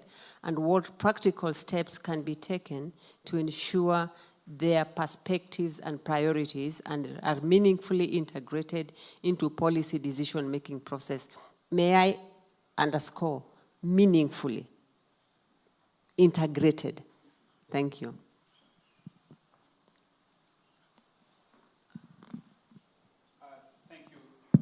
Thank you, Alice. That's a very important question, and I'm going to answer it based on our experience in Nairobi. Around 3 years ago, as WRI, we started an air quality project in Nairobi, and one of the things we did is refuse to work alone. So we established the Nairobi Air Quality Working Group that brought together more than 40 organizations that included government, civil society, communities, CBOs, private sector, and I can see a lot of members of Nairobi Air Quality Group here. So if I say something that is not correct, you can correct me. And what that enabled us is to hear from everybody. And we used to run the meetings under the Chatham House rules where people could talk freely and openly. And some of the things that came up strongly because we engaged CBOs and civil society is some of the blind spots that we as researchers do see or we don't see. For example, some of the things that came out very strongly in Nairobi, that hospital waste was a major source of air pollution. When we were starting the project, nobody thought about hospital waste as a big issue. And then digging deeper, we realized that at national level and county level in Kenya, we do not have a policy or any guidance on how to manage hospital waste in the entire country. And I remember when that happened, I talked to Soraya and she said, can you do an analysis across Africa whether there is good practice on hospital waste? There are small pockets of hope across Africa on how that is managed, but we did not see any country that was doing a comprehensive job on this. And the issue of engaging civil societies and communities in those discussions is what brought this out. And some of the biggest complaints the city receives on air pollution are from communities living next to these facilities. But I'm happy to report that with a couple of engagement and research and engagement last week, the Nairobi City County passed the first hospital waste management policy in Kenya. And it was passed with one condition, which aligns with what we are discussing here today, that they need to see a deepened role for private sector in managing hospital waste and really focusing on non-burn technologies. Some of the other issues that came up because of integrating these kind of different organizations in the discussing of the solutions is the need to accelerate the implementation of the East Africa Vehicle Emission Standards. Again, the topic we are discussing here becomes, again, very relevant because the East Africa Vehicle Emission Standard, I think, was passed in 2022, but none of the countries in the region have taken concrete action towards implementing that. But with the group, again, discussing and having an open discussion with governments, private sector, and all that, we realize the governments are not able to move because it does require heavy investments in terms of vehicle emission testing, those kind of investments. And again, there is a very big demand for private sector involvement in that particular space. Thank you. Thank you, and you have taken a bit of your time, but you have shared very important lessons, but we still want to learn from you. I'll give you a second question. So based on your experience, what are the most promising approaches to cross-sectoral partnerships that can catalyze scalable, sustainable clean air solutions, and how can these be replicated or adapted in different regions? I think by design those are 3 questions, but I'm sure you're up to it. You will give us some experience. Thank you. Yeah, I actually did tackle a little bit of some of the important questions there. One of them is air pollution is never a single sector, a single institutional approach. So you have to kind of bring together various players who have different levers they can push towards addressing this. And this includes players from the private sector who in most cases are viewed as the offenders, but they can be big partners in this. The communities who really play the role of advocating I remember some times back, Obama somewhere said, I'm not ready to change a certain policy, but do make me do it. Make sure that there is enough noise out there to make me do it. So bringing in communities to kind of agitate and push for this is very important. And I have to say, from that multi-sectoral, multi-stakeholder engagement, when we were talking with a few government officers from the transport sector, they were afraid of pushing the vehicle emission standards because they thought they would get a pushback. But when we went around talking to matatu drivers and touts, they are one of the biggest champions because they understand the effect this has. So kind of bringing multi-stakeholders together and understanding which part they have to play is very critical. Mm-hmm. Thank you very much, George. I'm sure we are going to have an open session very briefly and you will expand more.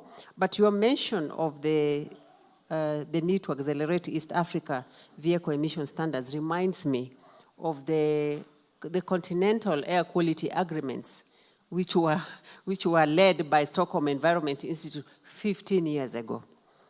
I think we need to do an assessment and know where they are and what has been the challenge to the implementation. I think if we have regional agreements which were already in place, then it can be possible that by pushing those forward, then the Africa Clean Air Program, Peter, now this is your docket, you need to look at these regional agreements, and I'm sure Soraya will finance. And so that the regional agreements are implemented to input the fast tracking of the Africa Clean Air Program. We are not starting from ground zero. 15 years is a long time for us to explain that has been very limited action. We need to know why. So now we move forward, and the next, I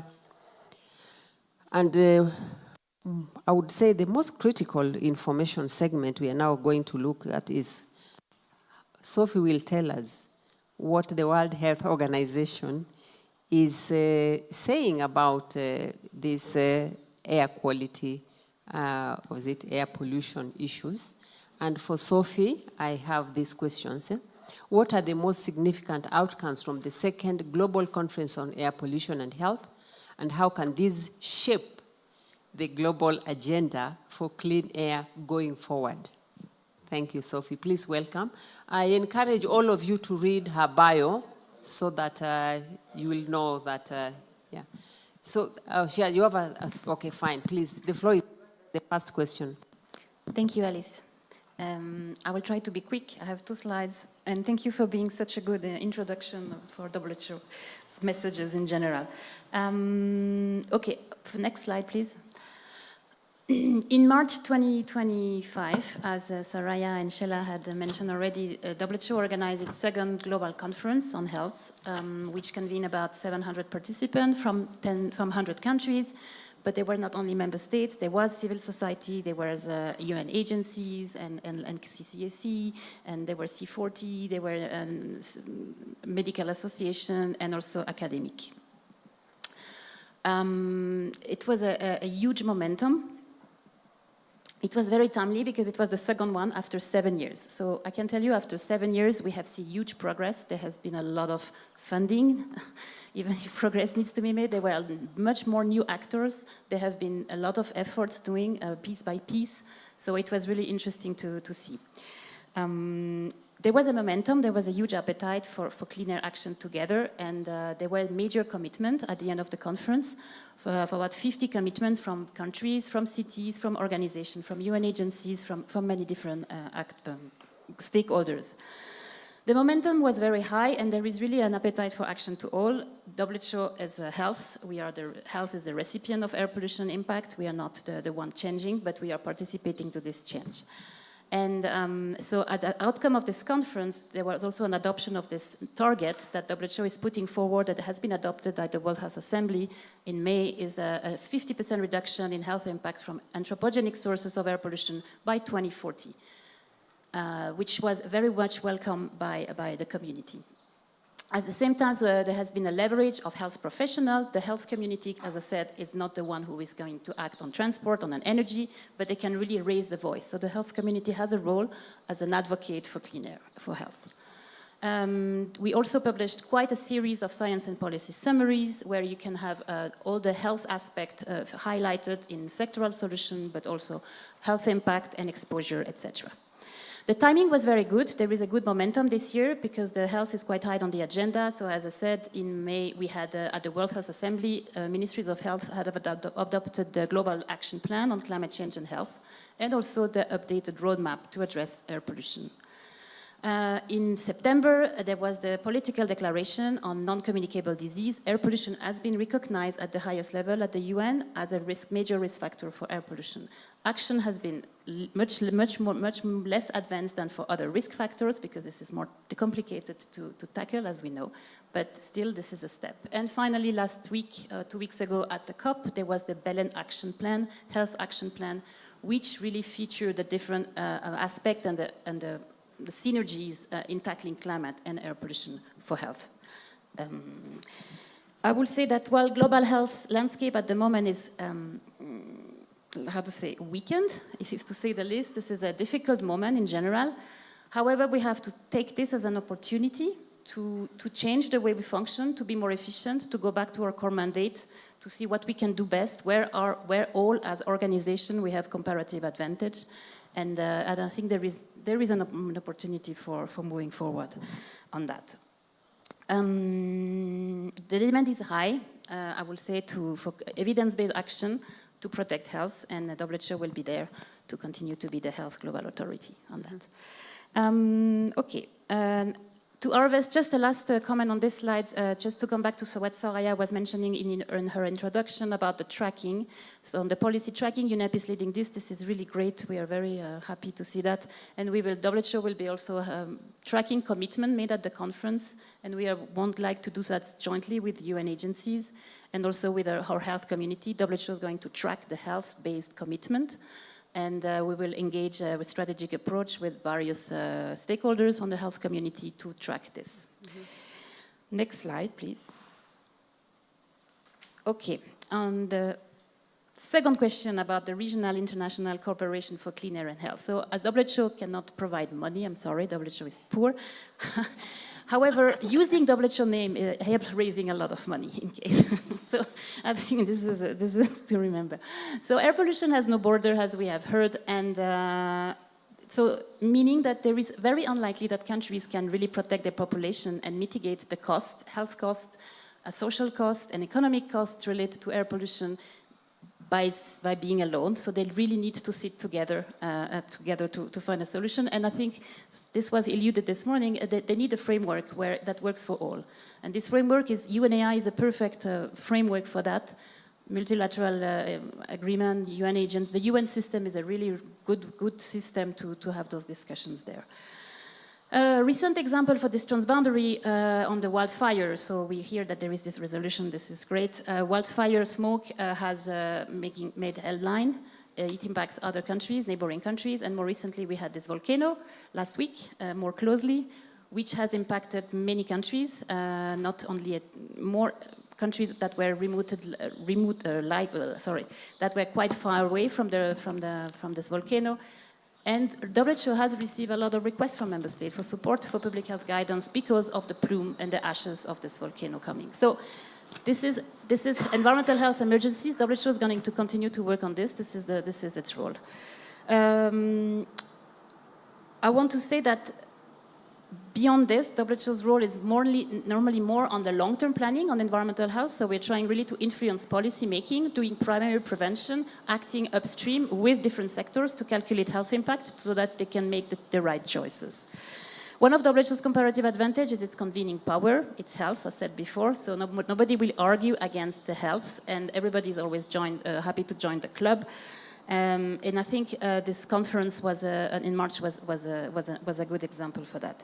Another key role that WHO is doing is the normative role. So air quality guideline, for example, was something that WHO convened. We convene experts from all over the world. They sit together, they look at the science, they look very carefully at the science, they choose which science is needed, and they also derive a recommendation based on this science, and this is important. Last week, WHO released an update of a guidance to better inform decision on clean air and climate change. This is to calculate health impact, to calculate health benefit. This is a very important document. This is a guidance that is used by the European Commission for the air quality directives, but also to inform the Gothenburg Protocol under the Air Convention that was mentioned this morning. So there is, next week or in the next days or weeks, we will also release a project that was funded by CCSC partially as well, the EMAPEC, which is estimating the economic cost of morbidity. Air pollution does not only kill, air pollution impacts people's life every day. And once will be out, we will be organizing support to countries, with cities and countries to use this tool. Okay, just to find out, I'm closing. WHO. So in terms of regional international cooperation, we are bringing the health aspect. So we are part of this UN coalition on combating sun and dust storms. This is a topic that is also tackled this week at UNEA or next week. This has huge impact as well. We are working closely with with WMO, namely because on assessing exposure to sun and dust storms, and in the regional office for West Asia or Middle East regions, we are trying also to leverage more health data and more studies on the health impact of sun and dust storms, because there are there are gaps, not only on the research but also on the health data. So we are trying to foster that collaboration. As part of its role as a custodial agency for SDGs related to air pollution and health, WHO was also working with the UN Energy, working on clean cooking. So it was mentioned by Alice. Thank you for mentioning clean cooking. This is a very deep to the core of WHO's work. WHO is, by the way, starting to update the indoor air quality guideline, household fuel combustion, which is a very practical guideline on what is clean for health, what kind of device, and what can be done to protect health with clean cooking. Last. And my last point is that WHO is hosting a lot of different platforms on health and energy, but also on climate change. Those platforms, they are normally leading both political and technical. It was mentioned this morning, the political angle is important, so those platforms do convene both high-level people plus technical people, and to support countries in country projects. And to conclude, I will just say that WHO, as I said, WHO will be committed to continue working with all the partners to promote health and health guidance to protect health and towards cleaner. Thank you.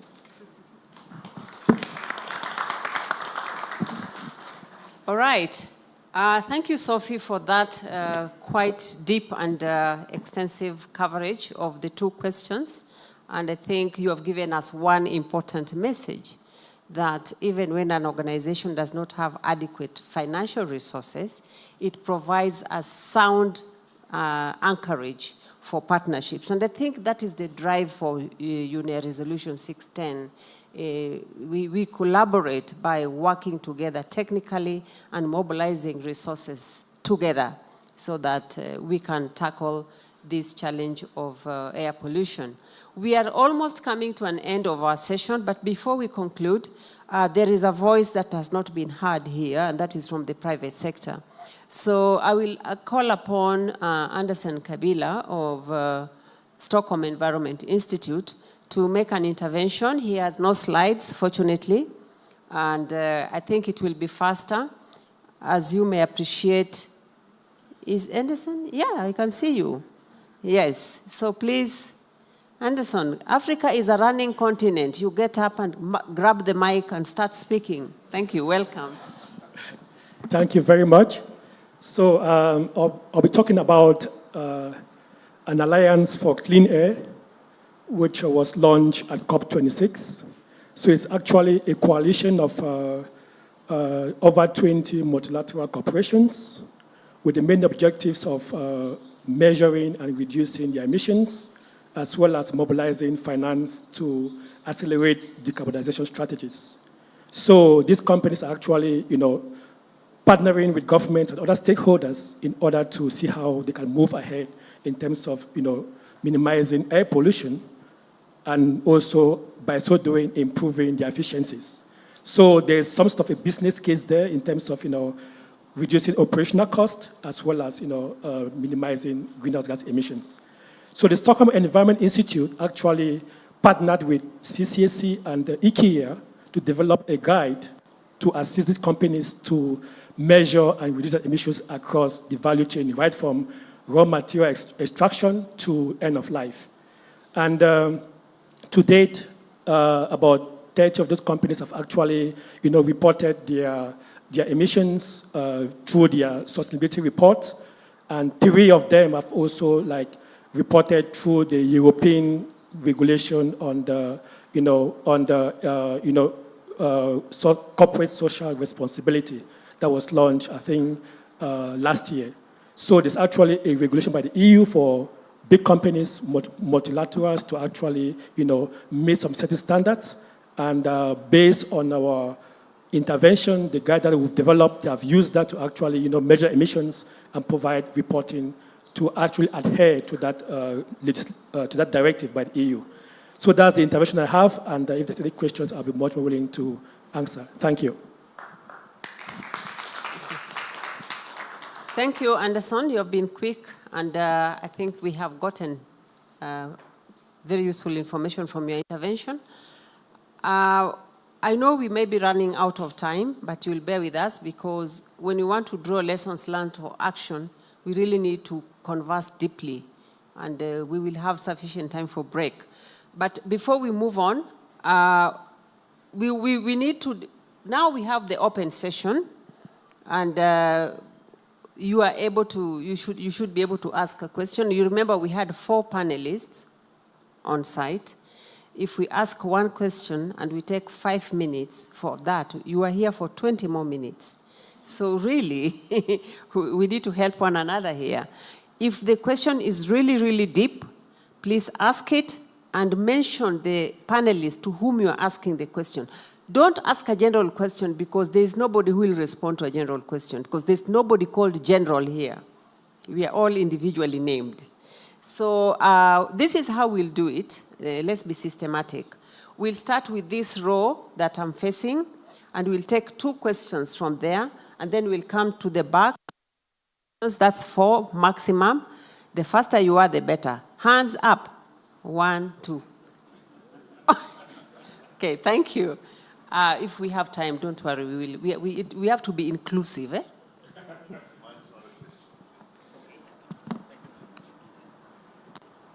Thank you very much.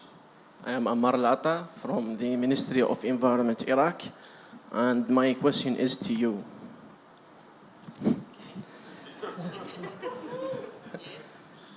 I have a look on the summary of the State of a Global Air Report, and I found my country in the red list with the high polluted countries.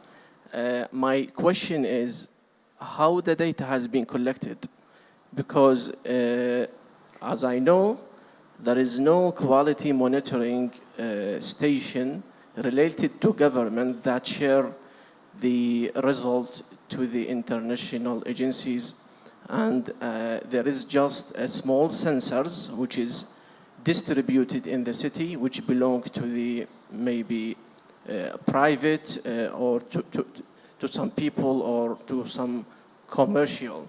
So when we talk about water pollution, we actually talk about very, very small concentration in terms of ppm or ppb.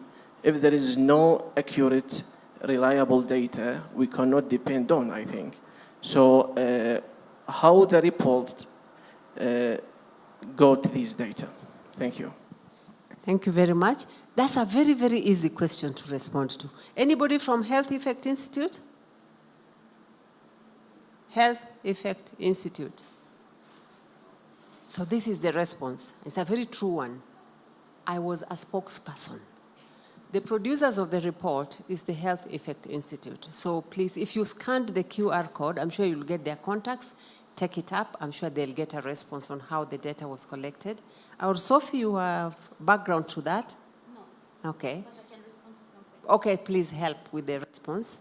Just share the mic with her. Thank you. I cannot respond for that specific data, but the data that was presented is also produced by WHO, and WHO uses data provided by countries in general. And to map the air quality, what we do, we use air quality data that we receive from countries, and we use satellite data that is provided by WMO. And this is a model. This is model data. So we can chat later, but there are some. Thank you. You have a bilateral conversation after this, and it's immediate. So please pass the mic to our friend at the back. Good morning, and thank you very much. My name is Abai Victor Asondo of the Civil Society Bridgers Association based in Cameroon. It's been an interesting and a great learning session. I am indeed delighted to be here in this session. I must say that hospital waste pollution is a great issue in Cameroon, and I don't have the statistics yet, but I think I'm going to work on that.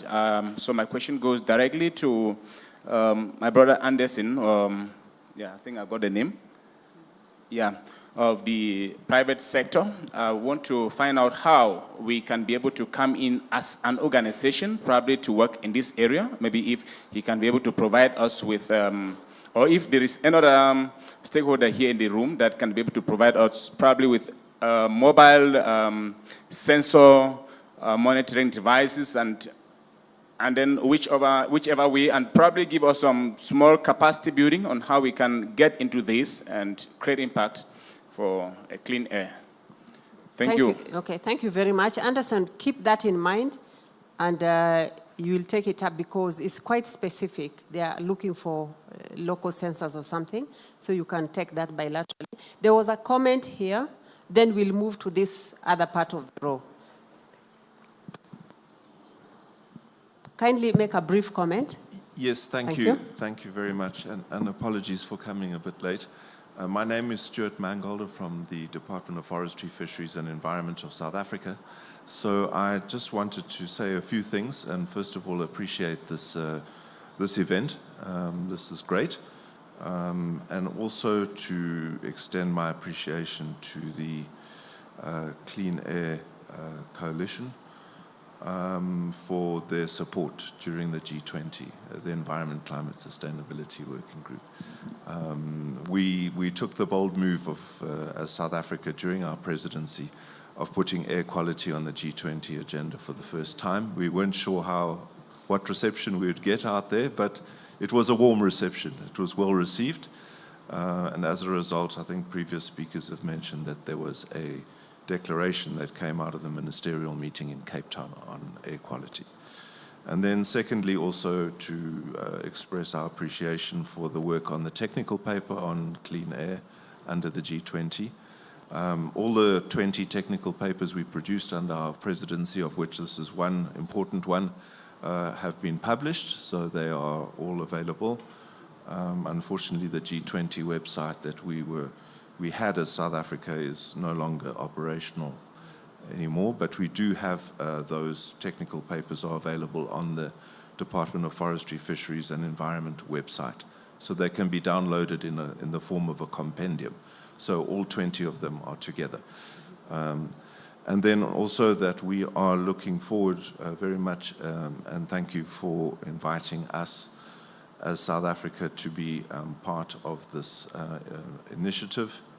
I'll just get the full name here.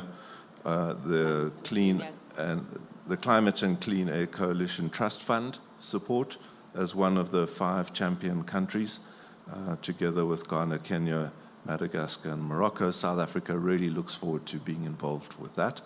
And we are looking forward to advancing air quality in South Africa, within SADC and the African region. So thank you very much, and apologies, I've got to go to another meeting. Thank you. Fine. Thank you very much for that intervention. It's a comment, and before you came in, there was a huge applause about the achievement of G20, and that it was in South Africa. And that was the first time G20 was being held in this continent. That was another recognition that we made, and I think that is proudly African. We are running out of time, but there is a very critical request for space that you want to ask a question. Just 1 minute for you. Thank you, Madam Chair, and thank you for your seasoned leadership. My name is Grove Harris. I represent the Temple of Understanding, which is an interfaith organization. I have a broad eco-justice mandate.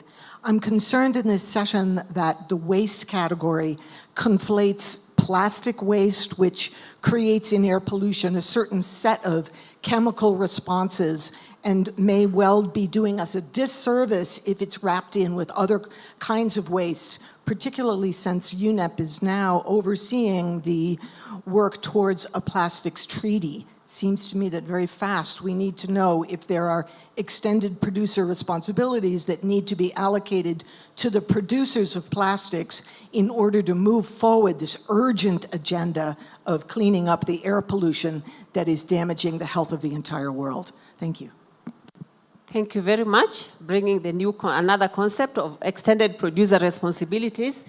Learn some lessons from Kenya. I think we already have EPR regulations, and the gentleman next to you here is the expert. So at this juncture, bear with me as a facilitator. I'm very, very sorry and apologetic if I've not been able to bring on board all the questions because we have run out of time. And at this juncture, I hand over to the key facilitator, Jerry. The mic is yours. Thank you. Thank you very much, Dr. Alice and all the panelists. Let's give them a good round of applause. I have 5 minutes to wrap up, but I'll do 1.5. So looking at where we started, I think in terms of taking stock of UNEA 610 and where we are at with that resolution, lots of progress across, many topics. For example, in terms of regional cooperation, national, local, multilateral, bilateral, I think there's a lot going on in that space that was presented here. In terms of development of tools and guidance from CCAC to UNEP, a lot of work going on around that space as well. In terms of research and data for air quality, again, much progress in terms of building the evidence base for policy and decision making. And with that, a lot is happening within the policy legal space across many jurisdictions. Where there seems to be a little lag, I think, is with respect to finance. But again, I think it's presented that we need to think outside the box, think of innovative finance mechanisms for air pollution, including, for example, integrating air pollution across climate action so that we can leverage on climate finance. Capacity, again, lots going on in that space. So I don't want to go through all that. I have lots of notes that I could do, much more justice trying to just summarize that. But suffice it to say that we have come to the end of this session. As you walk out, there was a QR code somewhere for registration. I hope you did scan that. If you did not, kindly, as you walk out, just scan that QR code, fill in the form, because the organizers are going to share the session report via email, and therefore, if you fill up that form, then you'll be able to get the session report. And with that, we come to the end of this. As part of our work, I think food waste also drives emissions. So as you walk out, pick at least one piece of snack out there on your way, so that we don't have food waste at the end of this. And with that, I would like to bring the session to a close. And thank you very much for your very, very active participation. And we hope to continue this conversation beyond the session. Thank you very much, and have a great day.